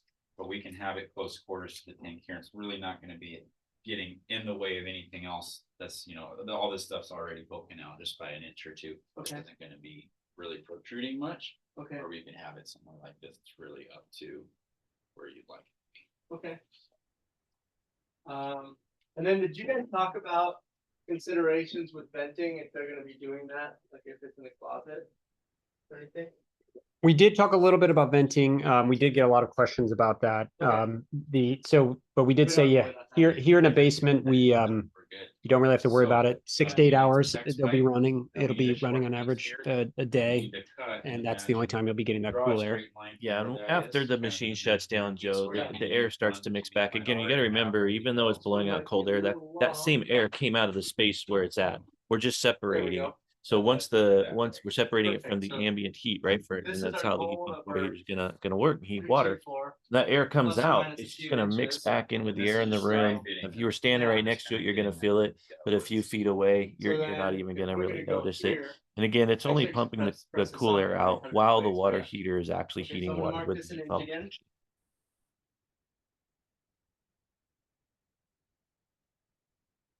And Pam is asking this question we get a lot. What about cold climates? But what I learned is that in cold climates, water heaters are often in the basement, like Camilo's house.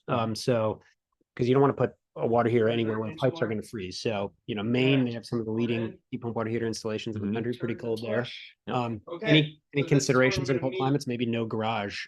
And we're not gonna have a ton of room to put this valve in here necessarily. Find that placement there, Joe. Yeah, I mean, it's really just kind of understanding the climate you're in. If their water heater's already in the garage, even in a cooler climate, I mean, Okay. it's should have been So, approved to be but there in for the first now, place. And my since we're suggestion gonna or have thought would be, fitting hey, here that's and okay. mark We're in the this, basement. I We're, would get we don't that have out to do section pipe exactly where installation you on the want it. So water if you lines could for bend this one. flex more But in a heat up against garage, the anywhere, tank, you know, we're in an unconditioned that way space, we can really unheated, get there should be some where is it insulation gonna need put on the Right. plumbing now, itself to, you you can know, kind of help with that. looks good Uh, there. So we're But gonna again, go it's, here, I always kind of look at it, where am I? where What's the 90's gonna climate go, where and I'm we're at? gonna How are they mark the doing things base already of there? the insertion point And kind right of here. follow that step. Cool. And that's where we're gonna make a cut.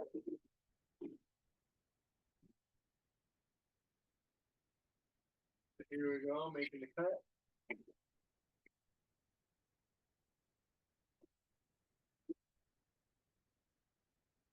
Okay. So now we're gonna go up here.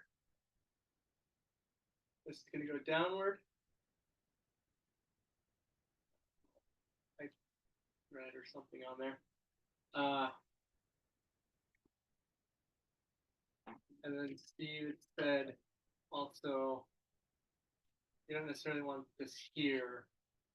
We have to find where our tool's gonna fit to be able to make this one. So I would bring it, this way. Okay. This is probably your most optimal place Right where there? you're gonna get to work. Okay. So right there. And now. Can you go down? Oh yeah, we can rotate it too. So we're gonna set this up.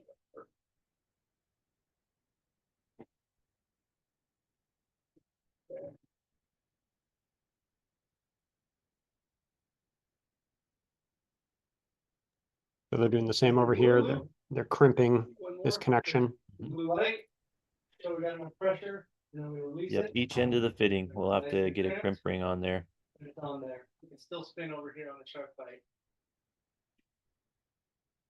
And so now, again, we got this here. And we're gonna mark it. Well, I guess we don't need to mark this one. So you We're can gonna put a always, piece for, so what we can do is you can actually mark it still, yeah, cut it, put it in, and you can crimp it, and you can cut the pipe wherever it is, and you can just splice in where okay. that valve will go. Oh, yeah. There's different ways to do it, you know, it's just kind of Okay, whatever seems easiest for you.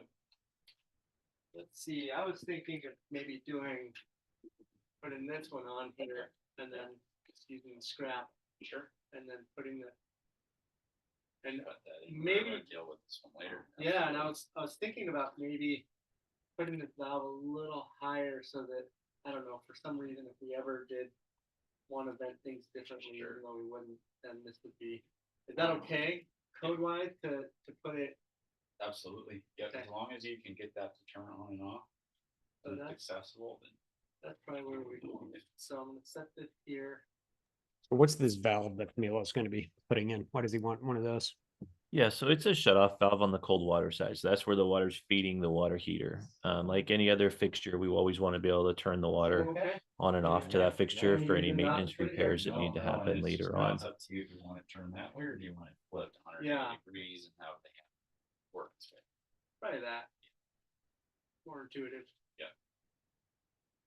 Even though the water's flowing that way. Okay, so Either we're way, gonna, you're good to go. we're gonna cut it there, and then we're gonna.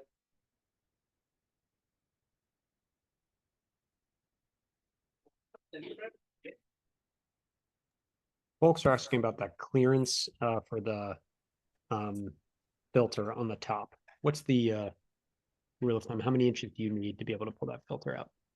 Yeah, with the Yes, ream, we're it's looking about easy. 6 inches is about normal for that. Each manufacturer, again, refer to your manufacturer instructions.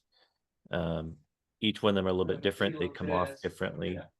You can So, even clamp that.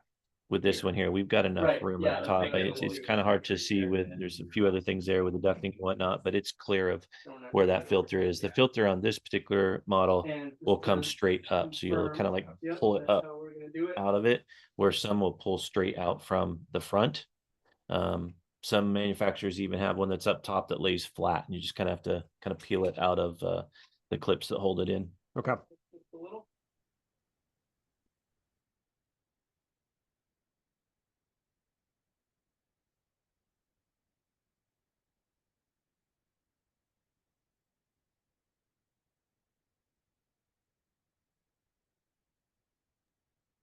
So he's crimping that joint there. And so Kevin's wondering about Blue light. maybe how to capture that cool air, right? That cool air might be an annoyance, but it also might be a benefit. That's it. Oh, Are folks doing anything interesting that you've seen to capture that cool air Bring exhaust? in Yeah, another. we've been asked about ducting in T's. We've had homeowners that have done that. Again, it's kind of a handy thing to do. It's not too there, difficult. and we go. Putting dampers in, kind of No, I know, redirecting to this- different this locations. packs can actually Um, rotate you. Again, the CFM on the Right. fan's not So as you heavy can as say an actually air sit in conditioner the would be, layer right? if you want But it to. definitely is a Turn great it way to really- supplement Okay. cool air in, and it's kind of near the water heater. The Then further we it go gets, overhead, it just starts and mixing in, maybe if this way it for wasn't almost ducted there all the from way. back. But dampers are a great way to direct it, where if you want to put an additional duct on it, just creates more work, of course, more materials for that. It's only going to blow cold air when it's operating. That's the other thing. Yeah. People think that, that cold air is always coming out. That's not true. It's only when the heat pump is actually heating water. Got it. There you go. Incident. And for the folks who are mentioning that might be a little harder to hear, Camilo and Austin, they have mics on them for the professional recording. So this will be, their audio will be really good in the professional recording. We do have some challenges with two mics in the same room. But just to know that their audio is being captured in full. Like, And it probably moved a little bit from where you wanted it, but again, you can turn Yeah. the text inside. okay. Great. I'm gonna pull this off, put that away. And then this should be our last cut for this. I guess I should keep it in my pocket. But there is how we want it lined up. There.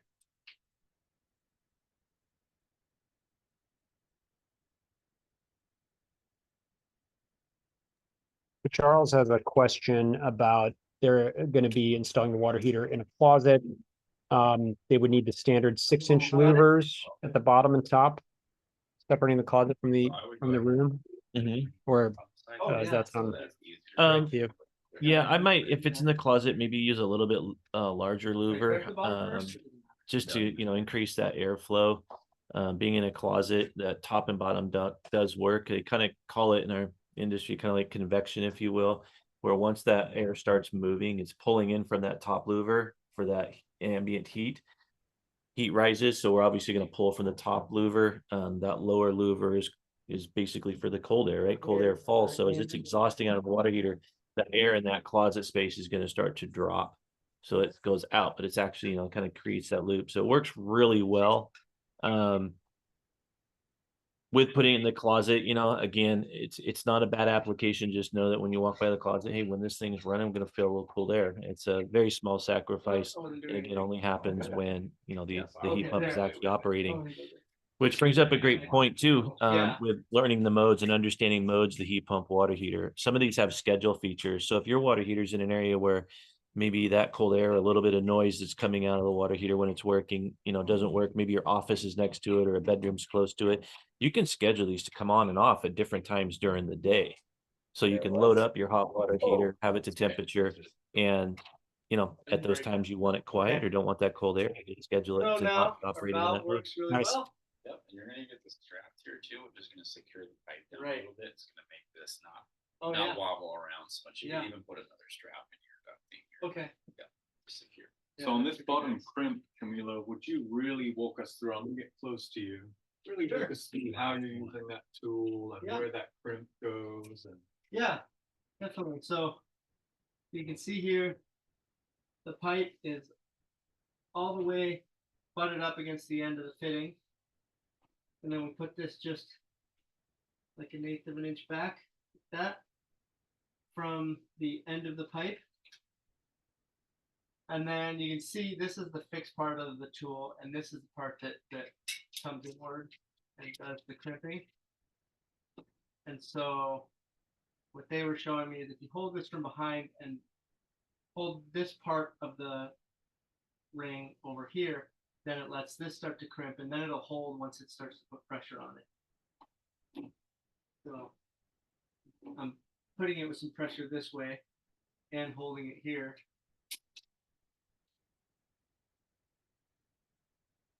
then this can start to grab, and you can see it started to grab. And now, where it gets harder, oh, but this tension is so much easier than going overhead. Tightening it, and it's really tightening down that crimp. And then see that blue light shows we've got enough pressure on there. That means it's done. Beautiful. So now we'll release it, and you'll see it totally crimped it together, pulled it, and now we're solid. So now we've got this, we already tightened this down. This is tightened down. The hot water outflow and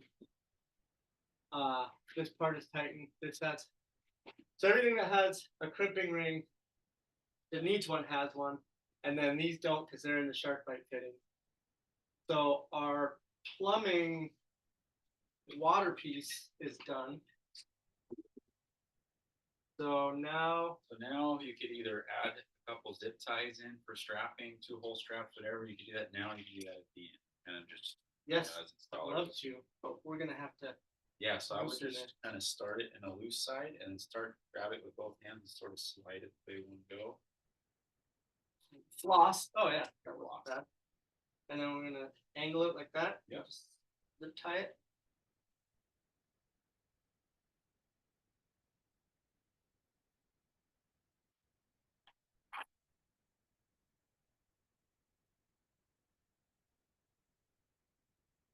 What does that do for us, Austin? What's that? What did that do for us? So we just need to have some kind of support on the pipe every 3 to 4 feet or so.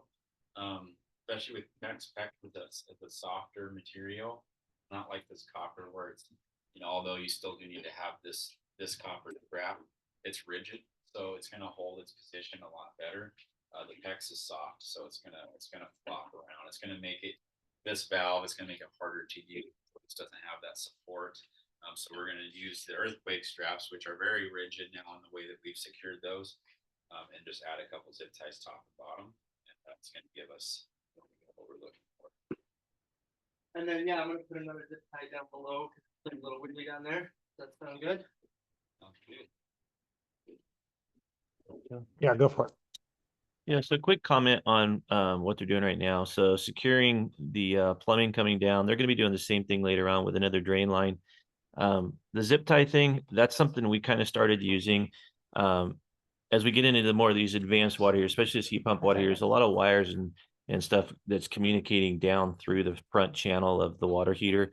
So we want to make sure, if we show a homeowner to put a screw in this thing, we don't want them to use too long of a screw and penetrate it.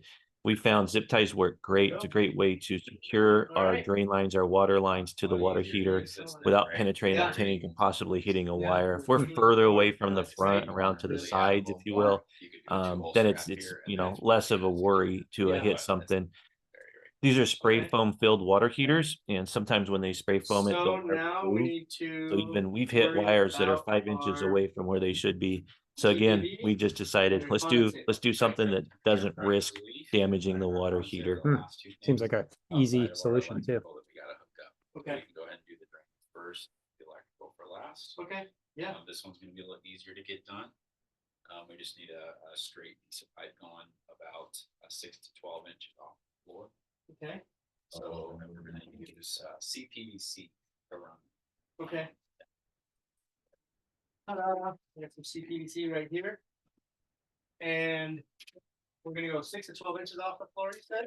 Yeah, you're also gonna have a fitting in here, remember, as well. So I would actually get the fitting. Okay.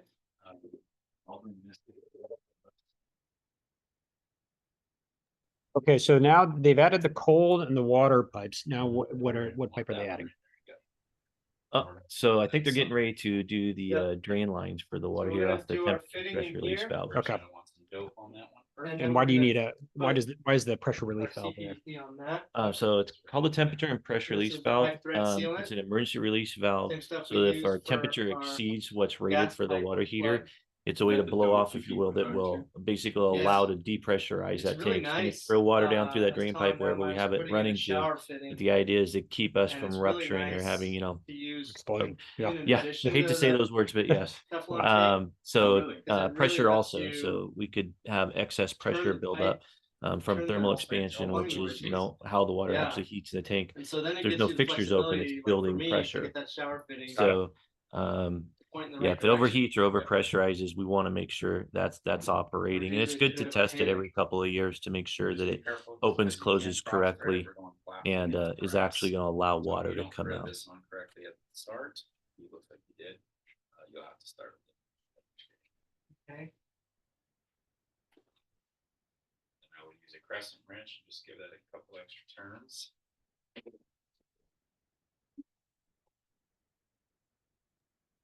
While he's putting on that fitting, you want to answer? Chris is wondering why switch back and forth between PEX and shark bite. Why not just stick with shark bite and avoid extra tools? Okay. No, absolutely. So again, every application has got different ways we can do it. So we're just showing the homeowner today how to use these tools. We had them available. So it works really great. But by all means, you could do shark bites. Shark bites are a little spendier. So, our train of thought is to not have to use those. It's more for the We got a paper towel connection here. between dissimilar pipes. But for a homeowner, if they didn't want to buy the tools, all the extra parts, and just want to go shark bite for it, it definitely would work. There's nothing wrong with doing that. Okay. Yeah. Yeah, it's all application. Okay. So now we're gonna measure from here, and this goes on the inside, right? They'll go in about like 3/4 of an inch or so. Yeah. And Well, we've got 6 to 12 inches here, right? but we need to measure from the floor because we're not measuring. Oh, thank you. Yeah, Okay. so we got to get. So minimum here, here's a foot. We can probably just go down to the bottom of this. Yeah, that would be fine. As long as you're within that 6 to 12, however you measure that, then you're going to be in the requirement for that. So that's gonna be 31 inches. Sounds about right. So we'll just add an inch just for fun. If we've got some, rather be a little long than too short. We're 32 inches.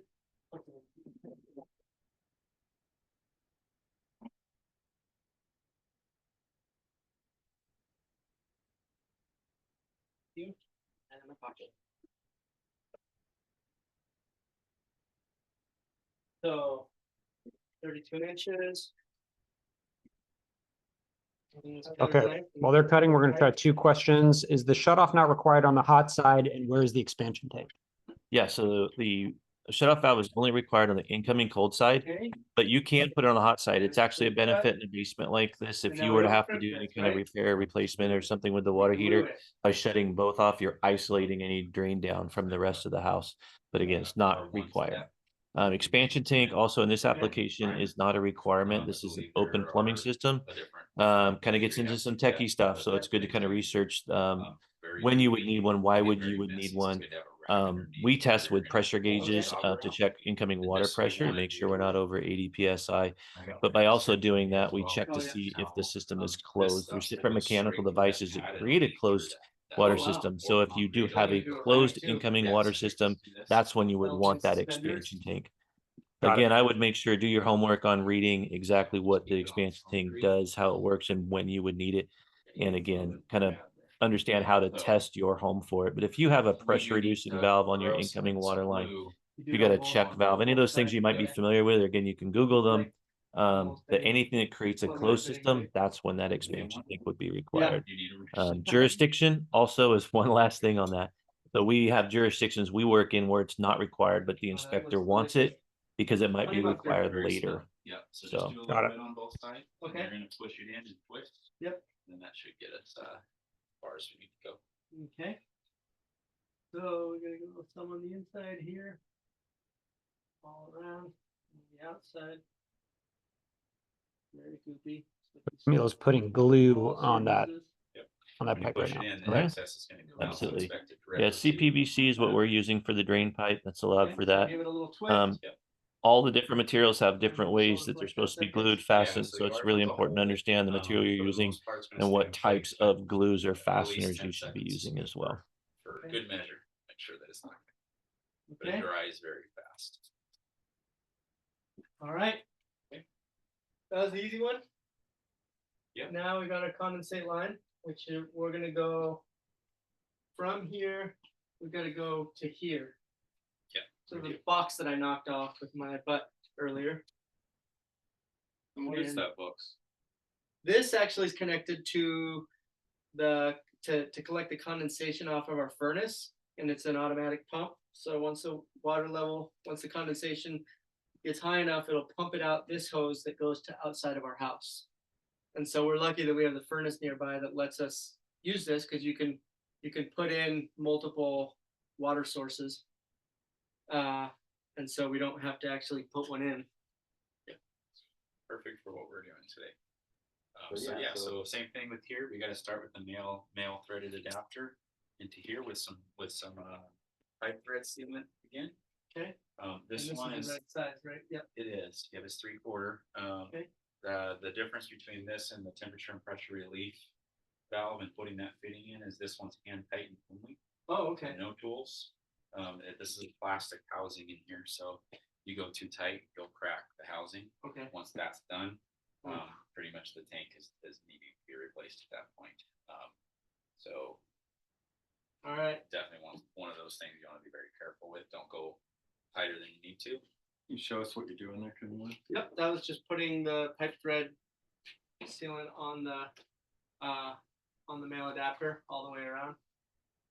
This is a high stakes situation. We could spike the tank here. So this Try is not the to final cross-thread it. pipe coming off is the heat pump water heater, and this is for condensate, which is something so it only that has to we chat be- about. Hand tight also, because it's a low pressure, Starts to feel snug, and then you're pretty much done. and that's because it would be a low pressure Yeah, I mean it's situation that it's puts all it condensation. out, right? Yeah, it's all condensation water that's just gravity feeding. Okay, And so there we go. there's really no pressure at all. I think I didn't break it, so that's great. So now we need to make this go here. We do. Yeah, so there's gonna be a few different ways that we can approach this. I would almost say our best way to attack this is gonna be to come straight down.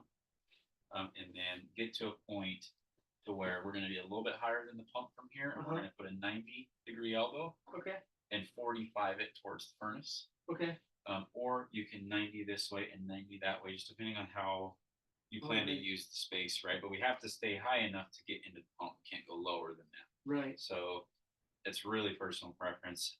If we 45, we do get closer to the furnace faster, which is better for strapping. We go 90 and then 90, we're gonna have more pipe that's kind of floating in the Oh, air, right. right? So that's more instability Yeah. on the pipe. So This is 45. yeah, so what I'm thinking is we could do have a piece of pipe come down. Yep. We'll 90 this way, 90 that way, straight to the furnace. Oh, and then our okay. 45-degree elbow will go just Here? like that, and then a 90 down. and then a 90 Okay, down. So that's one way you could approach it. I love it. Cool. So now we're gonna take this 90 and just go right out. So do you have a 90? Actually, Oh. we're gonna So let me stop you real quick on that. So we're actually gonna use a T Oh, right. first, because we do want basically a clean out and an air gap at the top of this here. Okay.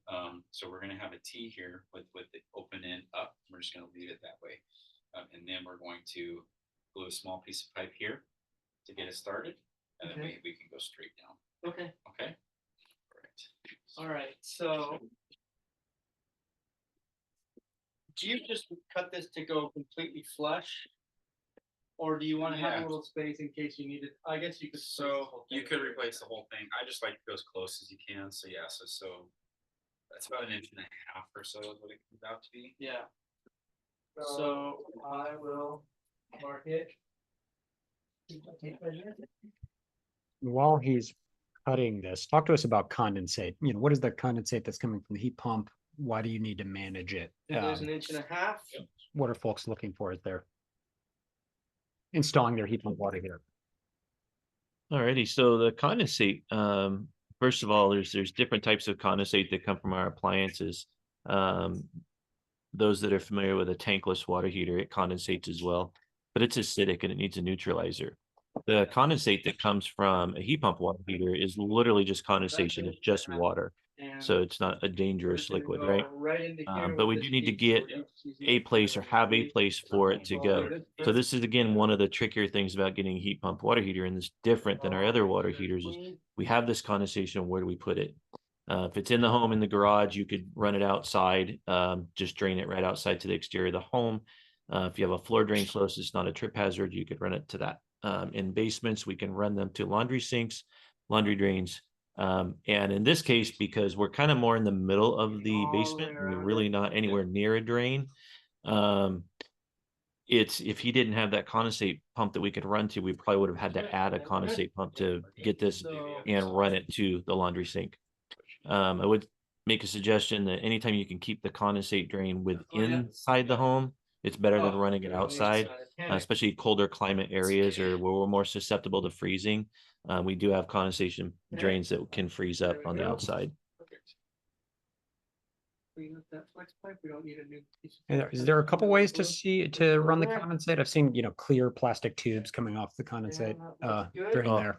No, good question. Again, it's interesting between the manufacturers, how they want us to mitigate that condensation. There are some that come with their own fittings and it has a barb fitting by thread fitting that'll thread in. So where we just put that T in, it'll have a barb fitting. It's just a 90. A lot of condensation runs, kind of industry standard is to have that clean out like Austin had them add that T. But you could still do a 90 if that's all you had. It's not going to change anything. It's not going to airlock. It's opened within the unit, where the tray is for the condensate. But for the most part, hoses, like a type of hose that comes with it. There's a manufacturer out there that supplies the hose that would probably reach over to that pump, that then we wouldn't have to do this pipe. So again, it's just a matter of it's not specific, but it's just a matter of some of the manufacturers will supply us with some of these fittings, some won't. We're just gonna have to build our own. Gotcha. But you're good to go either way. Main thing, watch the gravity, make sure we're flowing, and if we don't have gravity wherever we're running to, You need a pump. you need a pump. Yeah. That's really what I look for.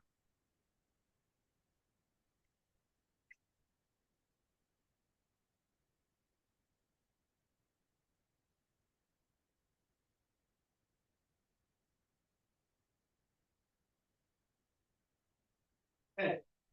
More glowing, more spilling. Right there.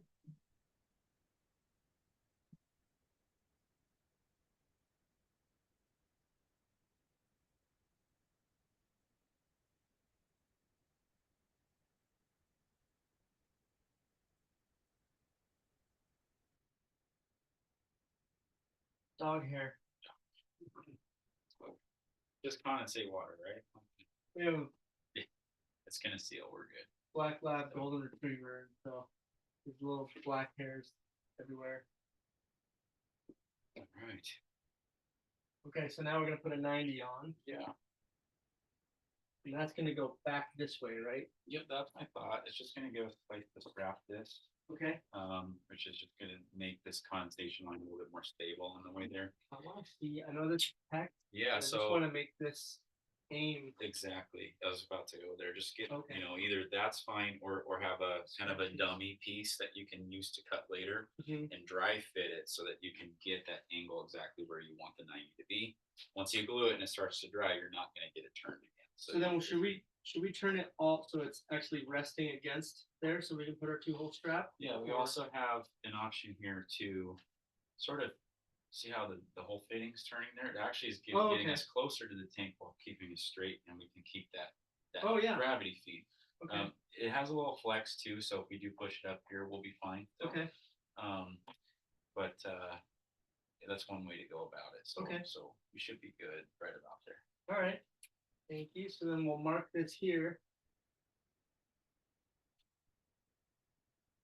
We know the rotation to aim for, the angle to aim for on that 90. That's good.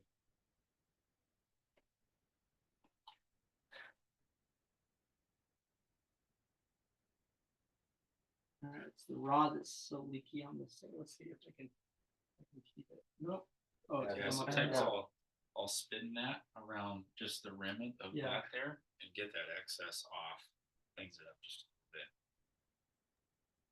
So Tim is asking about sizing heat pump waters. That's something we haven't talked about yet. Mhm. So talk to us about your typical, That's good. sizing. That's lined receiver. up. You say you walk into a home that has a Now, how 40-gallon far gas or a 50-gallon so electric. that's- What do you do typically? That's the trick. Yeah, so it's a little So trickier this than it is used to be. almost So with best heat pump done water heaters, with, they're still gonna have that same kind of dry capacity fitting of hot this water whole in them. entire But with portion heat pump water where you heaters just in its keep most pulling efficient fittings mode, it to takes a little see longer on that where you might recovery be able to cycle. get one of those So it's really lines kind of off. understanding. It's I not always gonna- related it to not gonna tankless look how you before, kind of how a want, right? tankless So, water heater yeah. worked versus a standard would tank. So do with heat pumps, we kind of have that same is mentality is understanding what it's going to do, how long it's going to take to do it.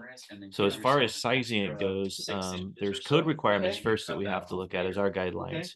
But with heat pump water heaters, we kind of cite them on that next level up. So heat pump water heaters, they don't come in a lot of sizes. You get 40, 50, somewhere between plus or minus the 60, depending on manufacturer, and your 80-gallon heat pump water heaters.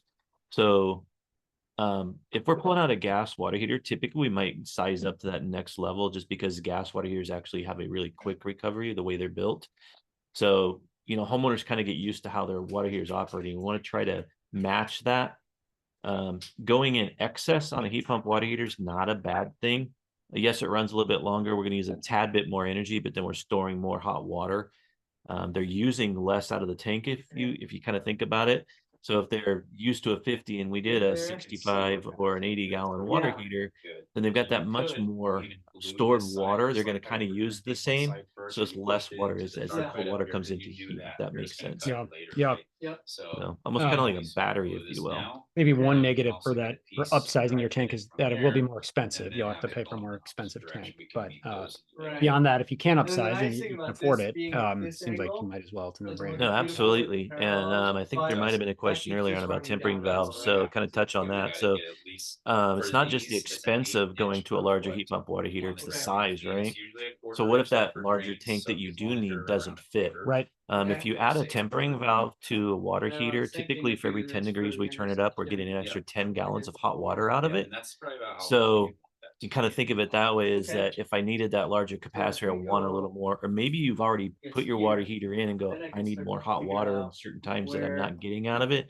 It's not that you waste your money and made the wrong choice. Put that tempering valve on, and 10-1, you're going to find that it really helps and makes a difference. Oh, and we've got a lot of more hot water here too. Yeah, now ideally, we want to get it up against here. Okay. And maybe you can see screws in here, right? We should be able to get a couple screws in this to get a strap in. Okay. That way we have one here. Okay. And one there. So we'll use that extra length. I don't know if you can see that here, but we're just trying to make this pipe.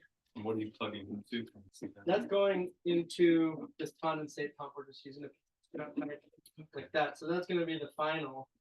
And then this pipe is going to go into here. And so I'm seeing where they cross here, but also I'm saying it's really helpful. We want this to be close to this metal so that we can strap it and hold it here. So it's going to go like this, and that's going to be our intersection. Yeah. You need your Pass me a pen. 90, please. I got my pen, and so I started following the instructions. Thank you. So then we're going to mark this right here. Still working on the condensate pipe, but so that tempering or mixing valve, that is So outside the unit, right? It would be this mixing valve that allows you to turn your water heater up above 120 degrees to maybe 130 or 140, but it mixes cold water in so that it doesn't scald anyone. And new models of heat pump water heaters are including the tempering valve, right? A couple new ones. Yes, we're actually gonna be seeing those coming out pretty soon. Yeah. Sooner than later, I think. And it's going to be a great add to an existing water heater. Of course, again, price of the tank goes up, but then you're not paying for that extra part outside the water heater and, the plumber to install it. Or if you're going to install it yourself, that's why we're here today. Then the homeowner is going to have to figure out how do I get this in? It's just more to think about. Right. So having it internal is a much better way to go, and pretty much takes care of itself from there. Yeah, so the homeowner has a couple options. They can get a bigger tank size, give you more hot water. You could get a mixing valve, or some of the new models will have mixing valves in there, so that you can get maybe a 50-gallon and yet turn the water heater temperature up, and you get that 10 gallons per 10 degrees as Steve was talking about. So your 50-gallon water heater turned up to 140 degrees could act like a 70-gallon water heater. Absolutely. Absolutely.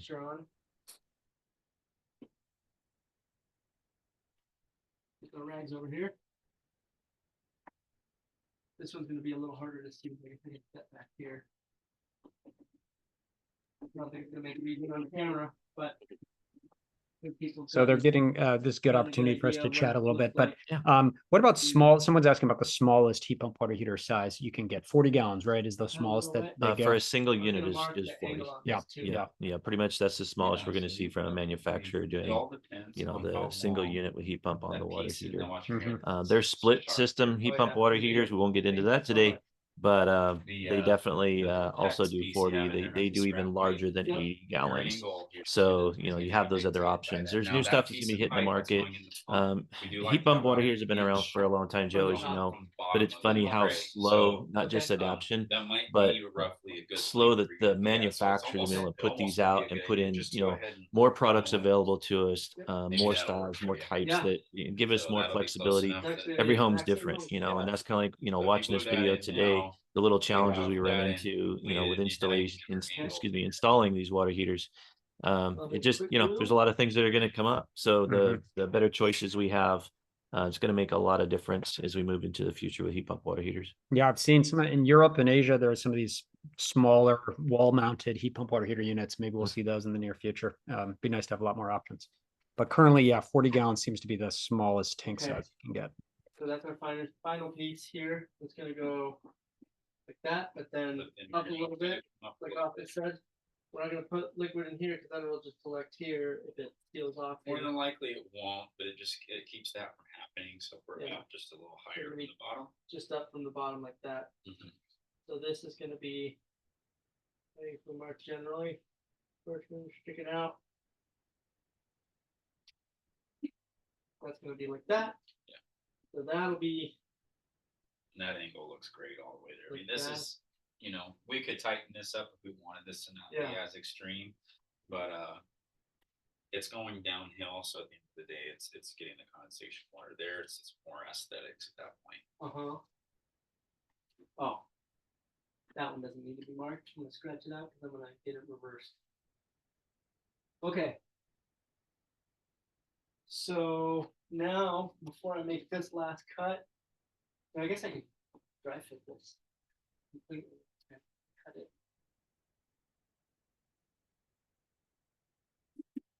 I'm gonna cut this like right here. That's our inside line. This condensate The- tube is proving a little the more. lip of you know, this time is how far consuming, the pipe's but- gonna go in. So you get a good idea of like No, right Joe, outside here. yeah, the condensate line Pipe always, doesn't yeah, go about it can there. take a while. And And kind of so figuring it out, and it's kind that's of what tricky we're because you're cut. trying to basically Make put that this looks really drain nice. line between where the water heater is and where we're going to Okay. drain it. In this application, there's definitely So we're more gonna cut ways to this, do this than the way we're doing and it then today. do We're that, trying to, and you know, we'll be as simplified as glue it all possible. together and try not to kick With over the glue. drain materials we have. If someone was to have gotten a tube, you know, just a regular vinyl tubing like comes with some of the manufacturers, you could run that over there. The thing is with the vinyl tube, eventually it's going to start to sag. So trying to hold that. So we like to use rigid drain pipes. They're going to hold up over time. This one here, we're also, you know, going to again where that existing condensation pump is at. We recommended, you know, that maybe later on, maybe have a homeowner Thank you. could lower that condensation pump down. It was installed kind of high where it is on the furnace. He likes to store stuff back. When we first came in, there was some stuff stored between the furnace and the chimney back there. So this drain pipe's kind of be in the way a little bit of that storage. But again, just for this purpose to be practical, you know, this is what they have. So this is how we're making it work. But yeah, again, I'm sure people are watching and go, hey, what about this? What about that? And there's definitely other ways to do this. And then we're gonna do this one, and then at the end, do that one. So we get it pointed in the right direction. Be a little more generous with this one. This one has our angle marked.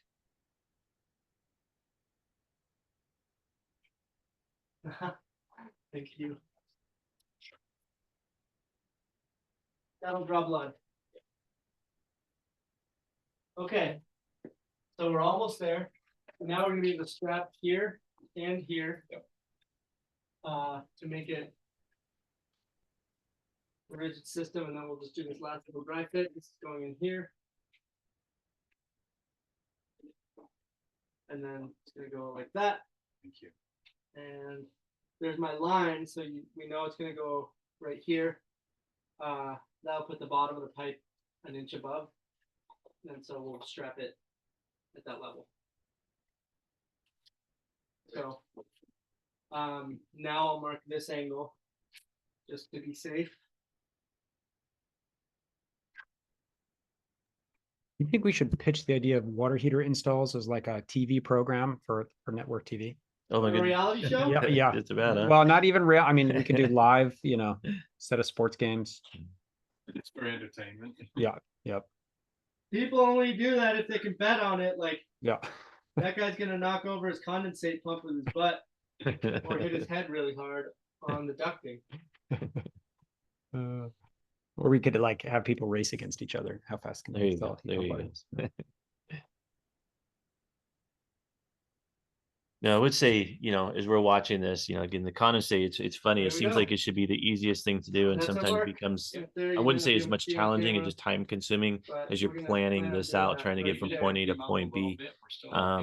Again, just Yeah. reiterates, as much as That's this just the can be a minimum that we DIY would project, want. there's just a lot of Slide it planning into and it. understanding, and really be patient with yourself as you're working through each that one of the looks nice. pieces of this. Again, is I always kind of laugh when I step back when we do trainings or we're watching new installers put these in. This condensate line seems to be the nemesis of time, and it's like it's just because we're not going straight to the floor. You know, sometimes we are, sometimes we're not.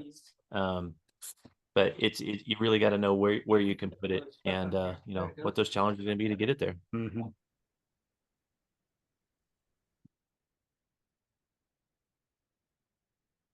Thank you.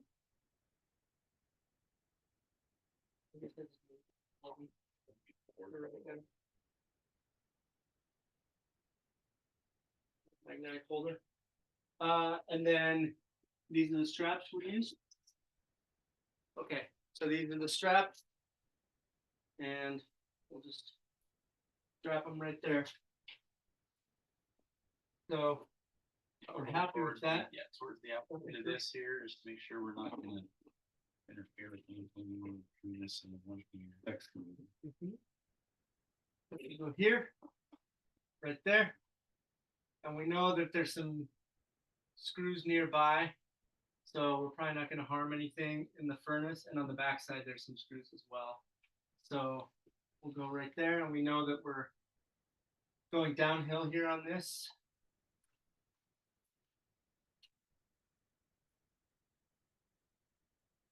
And this extension bit is kind of nice because then you can stay clear of the pipe with the drill head. It's always harder to do with gloves on. A little south of this seam, just in case someone needs to work on it. Okay.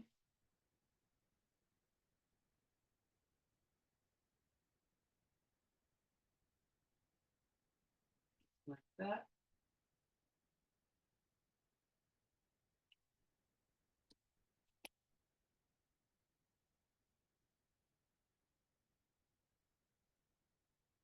Just making sure that our mark is above the level that we need it to be. Shows that mark. Yeah, we can see the black mark right there. It's like a 1/2 inch above. There we go. That's it. I'll go a little further on. I think we answered Laura's It question doesn't have here. to be super tight, right? It doesn't have to be. No, I mean, that's about, That's just a so little strapping it. the furnace is a little. Oh yeah, no, Joe, Is absolutely. No, it's got a good to gap reiterate that between the again. pipe Look and at the how furnace. much time we're spending with So the that strap condensate is and kind of kind of working stretching that and through. over So there, which is if fine. there Once you isn't do a this one pump here, nearby, in this situation, we would have had to And install even it. with this, we've got some. So if it wasn't on the furnace, we leeway. would have had to Yeah, put one so in. we'll just Would have been make a lot sure easier. Obviously, we would need downhill here, electricity that need to be downhill ran to here, it, but we would have and pumped, above put the our pump mark down on there. the floor Mark next is to the above water heater. the Then line. all of So this would have that's the just been good a spot. straight So pipe we're going just gonna down strap this to one on that here. pump. Then we would have to The run the last two tube from the screws. pump, which is already pre-existing here because he has the condensation pump. There's a Probably laundry drop sink at that we least one can't of see these right once. now that it's probably about 15 feet away. So we would just run that Right tubing over and here. drop it right into the laundry sink. I guess just Got so it, we can got make it. that. Do you see one And you find yourself doing one more than the other, laundry sink, floor drain. We just Existing condensate. Yeah, we just try to find whatever's the closest and easiest to run. You know, again, we're trying not to add expense to this. And as like some of the questions came up about cost of materials, you got to really stand back. How am I going to get there? How am I going to save money doing it, but then still get it to the right place? So, I just, you know, for me, I feel like the only way to really do this and have the condensate go where it needs to go when the water heater's in the middle of the basement is a condensate pump. So hopefully there's an outlet nearby. If not, again, when you, like this was a fuel switch. If someone's fuel switching, they have an electrician come in to run that power over for them. That's a good time to really remember about condensate mitigation. And if you need a pump, have that outlet put in if you don't have one. So nearby. now this is Yeah, done. good thought there. This is done. So I'd say real quick on this one, I mean, there's don't like to use zip ties on this. I think for a DIY purpose, it would be fine to use a zip tie here. I'd get one just around where this bolt is, just to secure this in place. Okay. The temperature and pressure relief valve, wherever that pipe's going, does need to be supported. They don't like that pipe being able to flop around just because hot water can come out of it. So they don't want anybody to get scalded from water exiting the pipe. So there. Yeah. That's not going anywhere.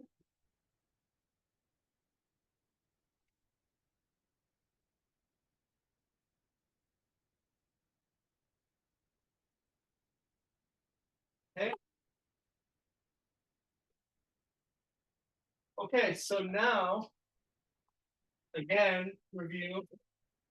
That's done. Plumbing inlets and outlets are done. And then the extra stuff, the bonus plumbing is done. Our TPV and then our condensate line. And somebody told me kind of neat if this gets a little smelly because it's always got moisture in it, they can dump a little bit of bleach or vinegar. But does that ever happen? Does it get a little smelly? I don't know, Steve.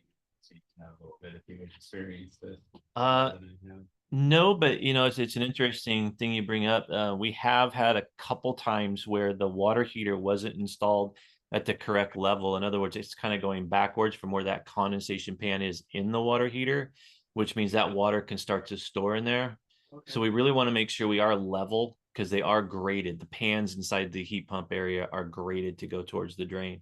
If that water sits in there, it can start to build a little bit of mildew and you know, that we've had smells, but it's very, very unlikely to happen. Okay. So, but if you ever had a smell at your heat pump water heater right around that area, that might be it. Typically, if the heat pump water heater is kind of installed unlevel in a way where water starts building up in the pan, there is actually a sensor in there as well, which is good to know. And when that sensor goes off, that's typically what's happening is we're storing water instead of having it drain out. Okay. All right. So Time we're to fill done, the tank. right? I think so. Turn it on. It's turning on. No. So we got power to hook that. Yeah. Just to turn it on. So And Camilo, maybe you could talk a little bit about how you ran that power and how you felt comfortable about it. Yeah, I've done a little DIY electrical in the past without burning the house down. So I ran on the other side of the camera is our panel, and I didn't have a space, but we are about to get our panel replaced because I have an EV and I want to be able to charge it a little more quickly. Sometimes I travel a lot for work and I'll come home with an empty battery and have it take 3 days to get back to normal charge. So, but that's gonna tap out my panel, and so I'm getting a panel replacement actually this week or next week, and that's leaving that to the professionals. But we also have a 40 amp circuit going to a sub panel outside in our garage, and we don't use that right now. It just powers some lights in the garage. And so for very short term, I pulled the breaker from that, which is a 40 amp, and put in a 20 amp circuit for that. And it's also 220 volts, and ran a 10-2 wire just through the rafters in the basement here to this conduit. And So now we're ready to run this, and it's got a black and a white, which usually to code is not ideal. Usually you have a black and a red to show that they are both hot. But this white is not neutral, so I put a band of black electrical tape here to show that it's also hot. And if I have to cut it at a different level, then I'll still mark with that band to stay to code. So now we've got this. I'm gonna grab a screw gun. And actually, so we can see here, I have this. I don't have this conduit strapped down yet because I wanted to be able to be flexible enough to know that it's gonna fit. But it looks like it's kind of gonna be a really nice fit here. So we'll get it connected and then we'll screw that in.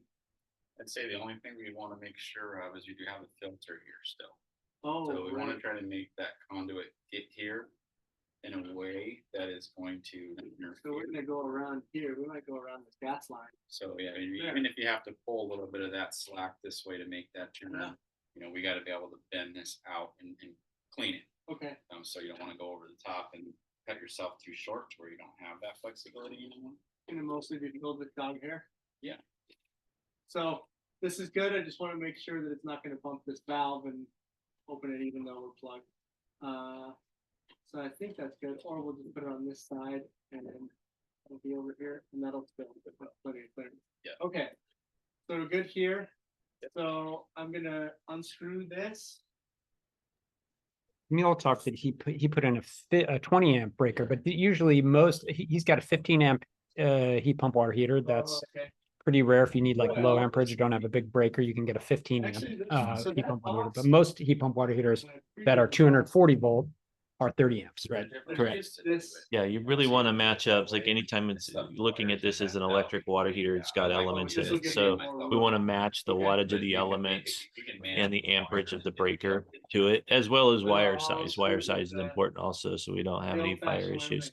You can check your wire size if you're not real familiar with it. If you have electrician style wire cutters, they'll have gauges on them, or you can get a wire gauge to test that and make sure you're good. So yes, actually with this one here, you mentioned 20 amp breaker. The water heater he has is actually what we call a 15 amp model that's put out. So it's got smaller elements in it. So he has to run a smaller breaker to it. Drew's wondering if those pipes should have been more on the side to give more easier access on the front. No, and that's a good question. It comes up a lot on retrofits as to where our plumbing, electrical, everything is at. We really have to do the best we can with what we're installing, where we're installing it, and where all of the plumbing, electrical, everything, kind of like with the trouble with the condensate drain. We try to make everything match up. I will also say a little bit of the angle of the camera throws off where everything is too. So Austin didn't, when he's working when they put it in there, it's okay to be close to the panels. You can kind of see he's got plenty of room in there. We're trying to not get too technical, too much plumbing with this, as long as we're not causing any kind of issues or anything. Again, trying to make it as user friendly and installation friendly for the homeowner on that one. Those two look like they're good. Okay. So now we got this. Now we're gonna cut it to length. So we're gonna probably just cut like here. Give yourself a little more than more? just to be safe. Yeah. Right there. So Camille got a 240 volt heat pump water heater that has this. Real quick, I would just say, just so that we're all on the same page. on talking Oh, about yeah. This, Thank you. so we Yeah. don't cut through a live wire. Good, look at that. Yeah. That was gonna be my dad joke too, to get big shocked, and I missed it. So I have two of these testers, and they're just a tester that'll actually light up, and so it's always good to look at it. The tip doesn't light up, but then if we go over here to some wiring that is live, which would be right here. Let's see, where's our nearest? Usually we get some, oh, here, we're gonna go right overhead. Right there. So this is our new 10-2. So it's not live, but then over here, this Romex is live. And this one too. So now we know that this is not hot. And then I have another tester, just in case I don't want to trust it. And if you push the button, that one's live. This is not. And so then we can go here and confirm that it's not live. Thank you for that. Don't want to miss that one. Yep. All right, so now we're ready to cut. We're gonna cut down here.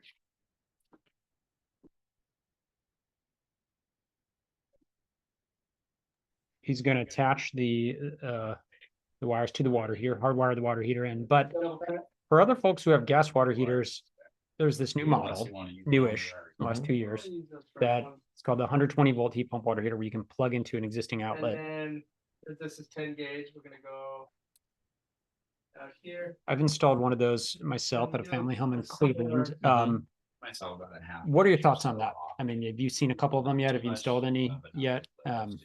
Obviously, you don't have that same backup with those electric resistance rods for the high demand. It's just the compressor. But any thoughts on the benefits of the ease of installation and plugging it in versus the And then I'll snip this one down. a little. slower recovery time?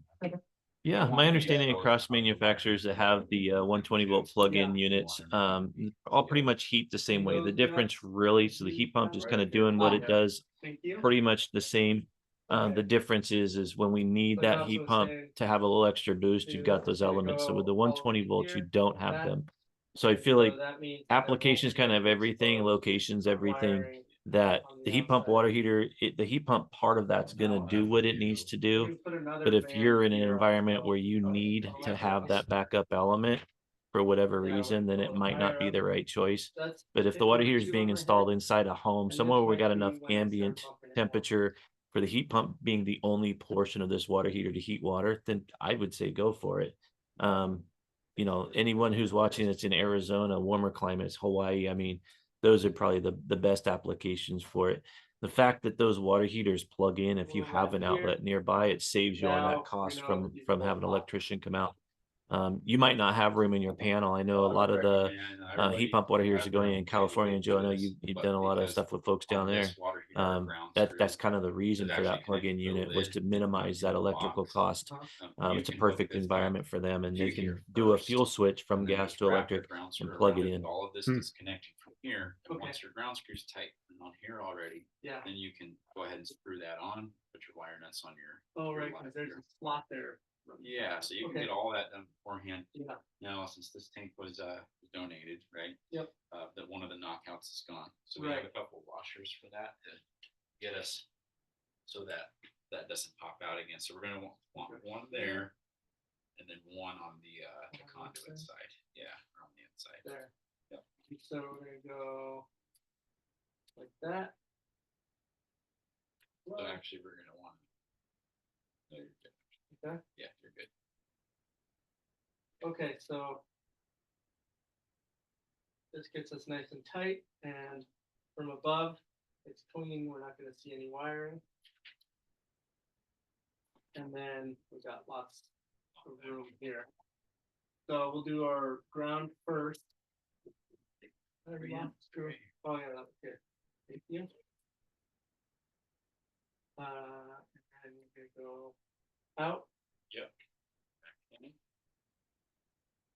I like to wrap it around. Right away.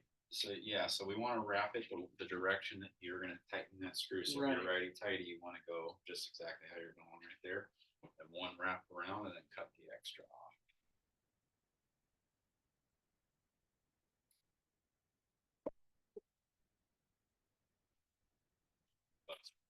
Yeah. I'll give it a little pinch too. Tool. Just pinch the end and kind of pull it, wiggle back and forth, and it'll tighten that up. Yeah, very helpful. Pull on it and then. And then just to say, for folks who have electric resistance water heaters, their 240 volts of electricity would be right there. So Oh, that- absolutely, So Joe. that makes it easier. You don't have to run the line like Camilo did.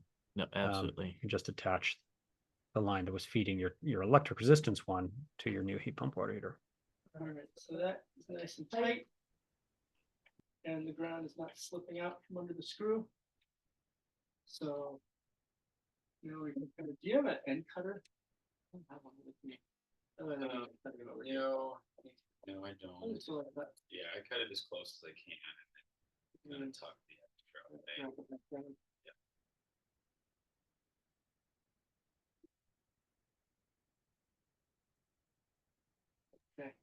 Talk to us about the amount of time, you know, we've had some folks sticking with us for the full 2.5 There you hours go. here so far. You know, what kind of time?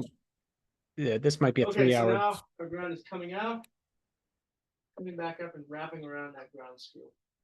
So that part is done, and that's gonna end up like that. So now we're gonna just connect our pots. And technically, it doesn't matter which one is connected to what, but we might as well connect black on black. I'll go. So, you know, Make sure that they're nice do you and think a parallel. typical homeowner should plan on 4 hours just for the installation, 4 to 6 hours, Right. depending on their handy level, Tug on both. handiness level? Yeah, I'll Both tell you, are Joe, we solid. typically They're set gonna up about a 4 hour window bit for each going in. installation of a heat pump, water heater, fuel switch, or electric to Then- electric. We're doing really good today. As we noted earlier, I mean, we did a little bit of prep work, just for this purpose. You know, draining the tank, they're that part we parallel, didn't see. We had done that together, already. Luckily, the and they're in same drain spot, valve so worked no on the old grab 'em existing and water heater with a lot of grab 'em both sediment in at the there. same So, time. and we use a pump to evacuate it. Homeowners can use a, you know, just put their garden hose and gravity feed to wherever it works. If you're in the basement, again, a little more challenging. If you Okay. don't have a floor drain or an operational floor drain, you might have to get a pump to get that out of there. And that's going to take some time. Each one of these Stuff steps, it as in you can here. see, even the electrical, it takes a little Yeah. bit of time to do. But I would say, you know, for the average homeowner that's going to tackle a project like this, just plan on giving yourself a day. I know that sounds like maybe a even little that's too square in much here. based on what we've seen today. I mean, these guys are rocking and rolling on it. But the idea is there's a lot more that we didn't see here. It was the planning and stepping back, looking at what am I going to need? What are all the parts? You know, we did aid a little bit by having some materials here. We worked with Camilo to really understand what he's going to need before we, you know, put this live today. He did pretty much all of the work here with a little bit of just, you know, us coaching along the way. But again, a homeowner can do this if they want to. Set the time aside, make sure you plan it correctly, make sure you understand the materials you're going to need. There we go.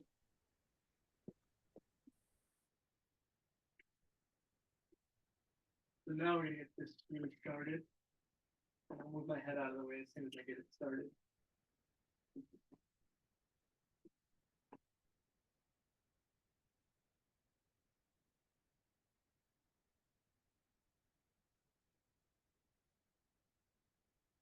There. So I got that screw started right where it was before.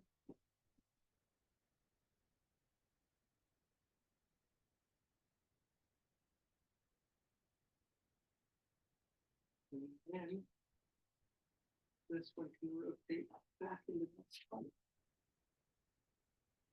There. You mind passing me the other one of the other screws, please? Thank you.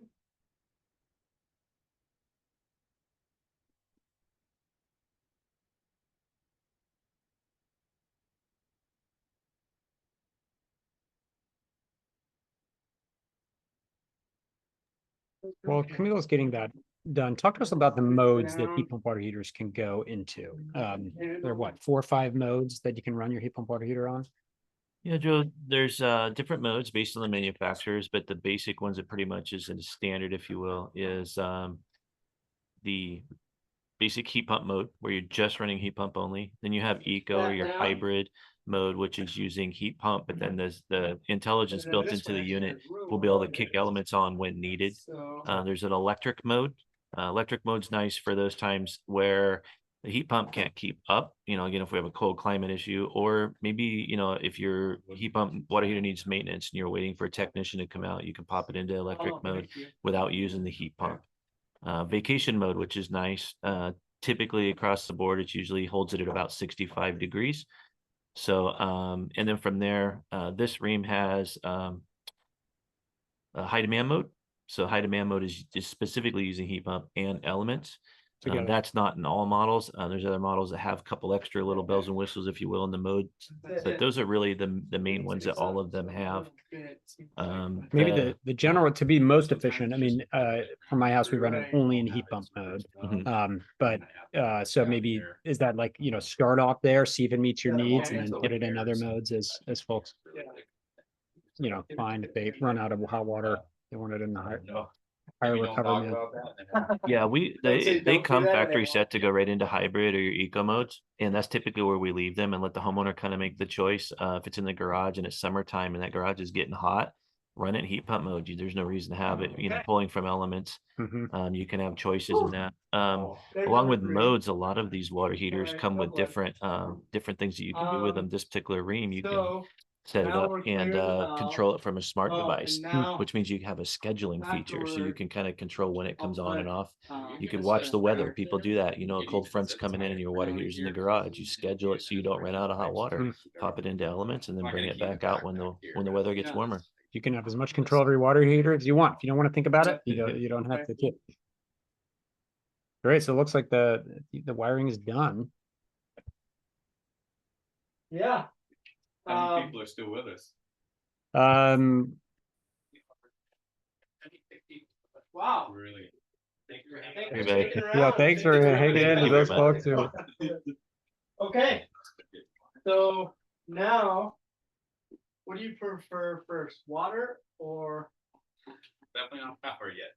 And so we have to make sure the tank is full of water. And also the air purged from your plumbing in the home before we turn power on. We don't want to, if we turn the power on now, we'll get the elements to start working and they will dry fire and kind of just die. So we got to get water in here. So I would recommend we have this valve off.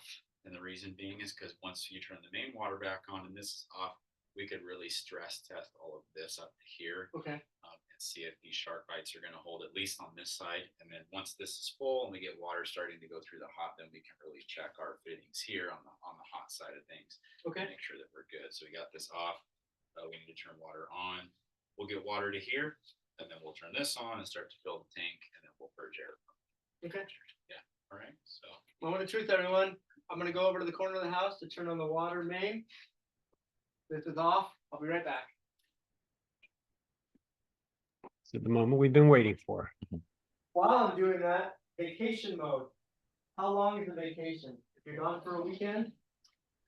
My understanding is, and not something I actually looked at, but it came up in a seminar the other day. I think your vacation mode will let you be gone for 30 days. So if you're fortunate enough to have a 30-day vacation, that's it. You can. Yeah, that's not me. But what about like a 3-day weekend? Is it worth it? Actually, as well as they retain heat, it's probably not something you would have to do. I mean, somebody really trying to penny pinch. If you had your smart device set up and you were monitoring your water heater, you might be able to see that difference. I mean, there are people out there that want to do that. Okay. But the nice thing about it is if you did have the app set up on it, you could have it in vacation mode when you leave, and before you get home through your smart device, turn that water heater back on out of vacation mode and have, you know, a full tank of hot water where you want it when you get home. Okay. Thank you. All right, so now, no drippies there. I don't see of any, course they're good. any, So I would any just leaks. slowly turn that valve on. And do we need to open this at all or no? Yeah, actually, that's a good point. So, we do have it zip tied now, so that's something that, I might have spoke a little bit too soon on. So actually, I'll leave that unstrapped first. We can always cut that zip tie and put another one on. That just allows this pipe to be a little bit more flexible, and we can get this kind of pull off the side and get it underneath the bucket. I mean, we might be able to slip a bucket underneath it now. Maybe the small one that you had before. Yeah. Might be good. I'm gonna empty this one in the sink. I'll be right back. Why do we want to put a bucket underneath that expansion relief valve? So this is a really important, or I would almost say crucial part of it, especially depending on the type of plumbing you have in your home. But in general, what we're doing now is we go to fill that tank. We're trying to purge all the air out of the tank, Joe. So you go Having the temperature and pressure release valve open, there's a little lever you can see he's starting to push up on now. We're That's going to it by open that just valve. Flipping that open. The spring. Yeah. And now we're gonna slowly open this. So it's going to Okay, help yep. release that air as they're introducing water into the tank.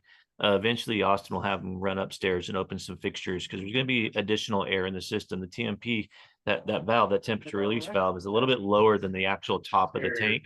So there's still going to be a buffer zone of air compressed in there. Okay, it's fully open. So did I hear So- them say it's scary to hear that water come in? Oh, always is, always is. But no, the water of the excess water, once it gets up to that valve, will run into that bucket. It lets us know that that tank's almost full. We purged out as much air as we can. We'll close that so it stops flowing and then release the rest of the air from the fixtures upstairs. Okay. If you've got galvanized plumbing, he's got copper, but if you got galvanized plumbing in the house, or even if your home has CPVC, that's the yellow pipes, what we use for the drain here. It was allowed at one time for potable water, but it gets brittle over time, so we don't want to stress that. So having those fixtures open in the home, again, allows us to release that pressure, release the water, Got it. and hopefully not, cause any issues with the existing plumbing in the home. Really good steel. Okay. These are where maybe there was like a divot pipe you didn't see, and all of a sudden you get a real slow accumulation of water or something. Okay. I've got to redo that. And then also where your flexes connect to the tank on these nipples, that's another common point for them to leak, because maybe Okay. you didn't go tight enough, or Mhm. maybe you went too tight. Yeah. So So looking here.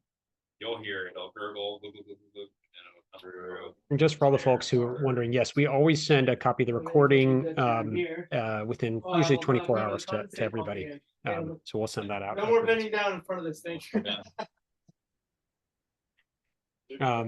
And Is that faucet open on your utility sink on the hot No, but I side? can open it. Yeah, you can open that now. Just opening the and hot again, someone's water. asking what kind of pipe did we connect to the copper pipes? That's PEX. We use pipe. PEX. Yeah, Yeah. there's different types of PEX. The difference really is just by what's used to adhere it together.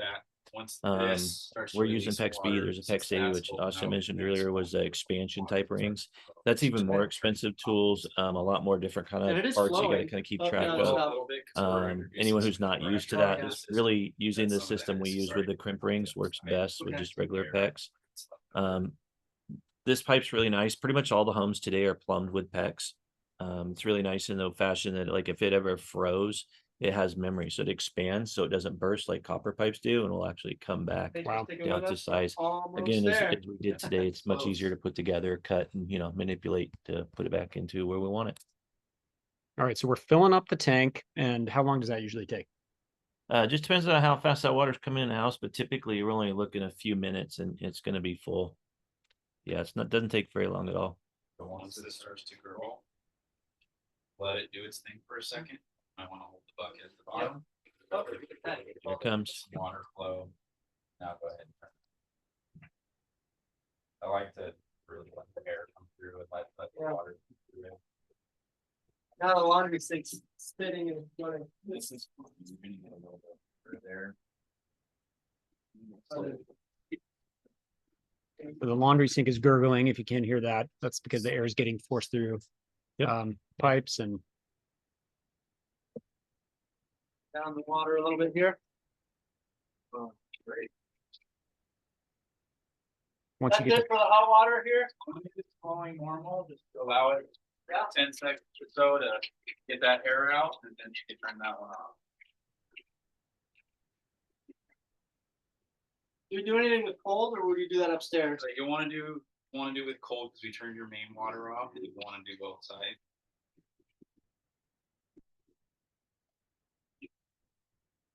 Running it cold as well. so all the They're running connections are low holding, all the water connections are holding. Great news. What happens if they're Okay, not? so We want to turn the water off Everything- real quick, address those spots. Everything's You can full? use PEX as a quick, easy way to do Okay, that. so now Cut time to out fill the whatever's breaker. leaking and then just put it all back together go with burn the whatever house down? fittings, Yep. necessary. I think Okay, that- well, For the here- most part, as long as you're paying attention and kind of go through the steps You're with just this, visually understanding inspecting how if it's there's put together. anything Again, that's missing. why we chose And PEX. we'll keep looking It's at just it. so much as easier to time use if you're not goes. one that's familiar with Sometimes how to the put these leaks pipes accumulate together. So slowly that you might not catch it within the first 5 minutes even, and then okay, there's some water. So okay, So far, put so the good. breaker. Ooh, and the panel looks like it's working. it is Excellent. Okay, normal noises coming. from set heat the pump. 140, set the heat pump mode. That's what's normal, 120?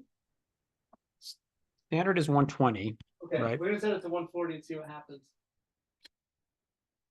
So 120 is where we want it for scald risk. Yeah. Right, the label on all our water heaters that say anything above 125 is All right, then I'm gonna set it to but 130. that's what a tempering valve would be for. Right. To be able to increase the temperature, get the extra capacity, so to speak, out of the tank. I don't know if you can see on here, but it even says Scald risk. scald risk. Right there. The screen might be a lot of glare. Yeah, it's a funny screen. Oh, there you go. That looks better. You see it there? Can you see that over there, chaps? Yeah. No, this- Oh, yeah. It's kind of interesting. If you're out of that I'm gonna do angle. this for us. Different angles, you can't even see it without it. You can Yeah. barely see the numbers in there now. Yeah, there it goes. All right, just to illustrate. Absolutely. But it is warning you. And you can have some Don't scald run the protection hot on water your for a while and device stick your itself, face right? under it. I mean, If it's Absolutely. on your faucets and Unless you're making whatnot. tea.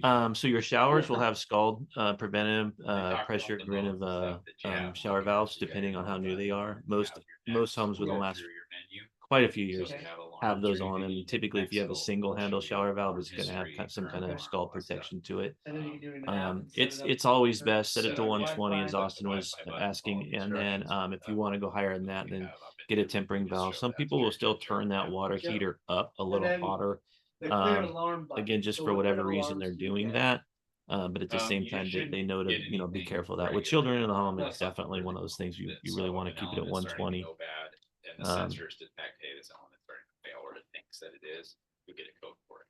Okay. Something in the compressor or something heat pump related starts to fail, or it thinks that it's failing, it'll give you a specific error code for that. Okay. Also, the Ream, I believe, has a scheduled error message to let you know. Okay. It's a reminder actually to, hey, check your filter, make sure you clean it. I don't know how often that one comes on, but that one will probably show up on here. Okay. But yeah, recommend cleaning this every 3 to 6 months. Okay. So this should just, it is flexible, so it's gonna. So we just heard the compressor Okay. turn on. Big moment for the water It heater. looks like this, it's plastic, it's It does, mesh. it seems to take a Rinse couple it out minutes with for that cold compressor. water, let it dry. Yeah, it works through a cycle. Okay. So you gotta- I'm sorry, he's showing the filter. That's Yep. great. And the direction doesn't matter, right? No, not on this one, so you can flip it the other way, it should go in the same. Get the bottom end started. and then- Is that an air filter? What's that? Is that an air filter? Air filter, Mhm. yep, incoming air. Just to catch any dust or things floating around. And now our compressor turned on. So you can hear it, it just kind of sounds like a fridge. Does. I don't know if you can, if that comes up on camera. So now, just out of routine for what I do, I take, my gloves are wet, so I can't feel any water. Oh, I yeah. go dry hands and I start to just work my fingers around everything, all of my joints. Make sure everything feels dry, especially these. Yeah. This is gonna be a little wet. Yeah. Right. But that should, This is the important. yeah, this one. Gosh, there's actually, I don't know if that's So, flash. yeah, it could be. So what we wanna do is just take a dry rag or a paper towel or Yep. something to dry all that up. And wait for a little bit and then put our hands underneath it again, just to double check that we're not actually leaking. Yep. We did have a lot of water. So Right. it could very well be. Yeah, okay, so Black. now I can confirm it's dry, so then we'll come back to it. Yep. And usually if it is leaking a little, it's usually just like a quarter turn maybe. Yeah, I mean, you might just have to play with it, do a little bit, watch it again, tighten it again, watch it for a little bit. Yeah. But There's nothing now. should be coming from the thread side of that, unless the flange is Right. broken. Yeah, and then the water was over here, so I Oh, think okay. it's just flat. Yeah. But we'll keep an eye on it, and then over here. Great, So it took a couple minutes for that compressor to come right on. here. Mhm. So folks should, if it doesn't start working right away, don't So panic. water heater is water heating Great. and Uh, blowing cold air here. That's what we want, right? Yep. And so we're expecting it's pulling air here, blowing it out this way. It's working right, should be blowing out. Okay. Now what are we gonna do with the old water heater? We throw it in the river? No. But I have found with the water heaters I've replaced before that putting it on the street, usually some metal recycler will come by and get it pretty quickly. So- Austin, tell them what we do with the water. Okay, okay. We take the water heaters in our trucks, take it back to our location, and we have a metal bin from a company that's local. That will haul that away when it gets full from our location. Okay. And it's all just strictly metal recycling. So we'll throw old galvanized pipes and water heaters in there. And in the metal yard, we'll take them and recycle them down. So that's the best way to get rid of these. If you're getting rid of a heat pump water heater, that's a little more involved. You got refrigeration stuff in there. Right. They have to actually evacuate that refrigeration before it's all crushed. Stuff. So yeah, plus the right. Yeah. So, and maybe No rivers. we talked about the modes. Is it in heat pump mode now? Is that what it's on? Do you want? is. Okay. Yeah, it is in heat pump mode. Is that where you want? I'd love to see how long it takes to heat up a heat pump. Oh, yeah. Yeah. So we should maybe expect 3 to 4 hours for the first. Very, very possible. He did get the 40 gallon for his home, so it might not take as long. Typically, when we set it up in just, when it comes into either eco mode or, factory setting modes that it's going to be in when we turn it on, they say between 1 and 2 hours typically. There's two things that affect the time in which it's going to take, and that's the incoming water temperature. So in the wintertime, it may take a little bit longer. You got to remember, this is a new tank full of cold water. So whatever that temperature is set at, just going to take that much longer to heat it up. The other factor in heating up the hot water too, while it's in heat pump mode, is our ambient temperature. How cold is the room we're in? So we're in the basement. It's not too bad down here, kind of more normal air. If it was in the garage, again, wintertime, a little cooler in there, it's going to kind of extend that period of time. Got it. So Camilo, that took about 2 hours and 45 minutes. What were any takeaways from anything surprised you? If you want to do any closing remarks over here? Yeah. Closing remarks. I think in terms of complexity Over here. of other projects I've done, it's a little hard to gauge because I had professional help standing by and giving me tips and tricks. And usually it would be watching many YouTube videos. So maybe some of you are going to be using this as a reference. And it's always hard because your situation is going to be a little different. But I think just understanding, you might be learning to run cutting and gluing plumbing as you go. And all that stuff takes longer when you're learning. If I were to do this again by myself, and they were not here, maybe I could shave 15 minutes off, but not that much more. But compared to if you've ever swapped out a toilet at home, which I've done here, this is harder because you have more involved. But it's also doesn't seem to be impossible. If you know how to do some, making electrical connections is probably the biggest safety issue. And then integrity issue is your plumbing. And so if you just make sure that you're going to be doing this and you're not going to be losing water anywhere en route to the water heater, I think it's doable. So for you 70+ people on, I don't know what you guys are going to take a poll on how comfortable people are going to be doing it. We'll pick this real quickly. Well, Steve, I mean, that's a great point. Some folks might see this video and say, hey, I can do it. And some people might see it and say, hey, I want to call that installer if I've got one in my area.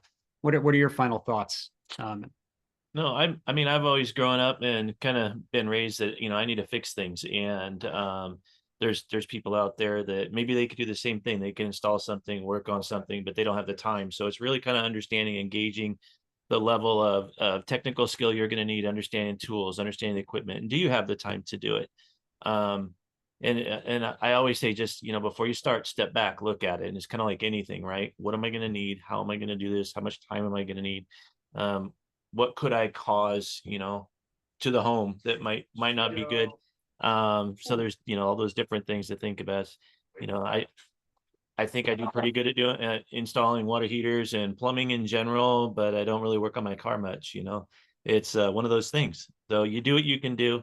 But I think it's good to, you know, to again just stay within your comfort zone, understanding it and understanding the intricacies to it. So Great.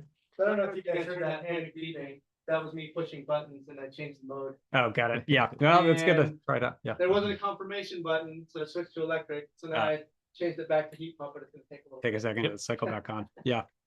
Austin, any thoughts, last thoughts from you on takeaways after this install? Yeah, I mean, I think that you did a great job. Thank for you. one. I think that you do need to have kind of a basic understanding of your tools, right? I mean, your hand tools and your wrenches and how you turn them, you know, which one goes in which hand kind of thing, right? So, and outside of having those tools that you might not normally have, like Steve said, I mean, you really just need to stand back, look at the whole thing, and look at how you're going to do it, everything, and what issues might come up. You're not going to catch all of them, even as professionals. I mean, we walk in and we think that things are going to go like this, and then they don't. They go in different order, you know. So you just have to be prepared to work on those possible issues that will come up. And then, yeah, just be patient. So, I like that. Great. Well, thanks, Austin. Thanks, Steve. Thanks, Camilo, so much for the great job course. walking us through. We hope you all learned a lot. We took one of the more challenging heat pump water heater installations out there, replacing a gas one. And hope you all got some great learnings. Be safe, whatever you do. Stay within your comfort zone, as they're saying. Thanks to Rupert for the great videography there. We will send this longer recording out to folks sometime in the next couple days, and then we will be editing this down into really short videos. So thank you all so much for sticking with us, and good luck on your electrification projects. We'll see you at the next one. And I want to say, Before you hang up, Joe. Yeah. Go ahead. I want to say one quick thing. If Yeah. it wasn't for Steve and Austin from Great Northwest, this would have taken probably 6 to 7 hours, and so much swearing that it wouldn't have been. There would have had to been parental guidance on the YouTube video. So thank you to them. So while you're still recording, Joe, Austin, would you just give me one loud clap? All right, we can cut whenever you're ready. Okay. Thank you all so much. We'll Thank catch you you. at the next one. Bye. Bye.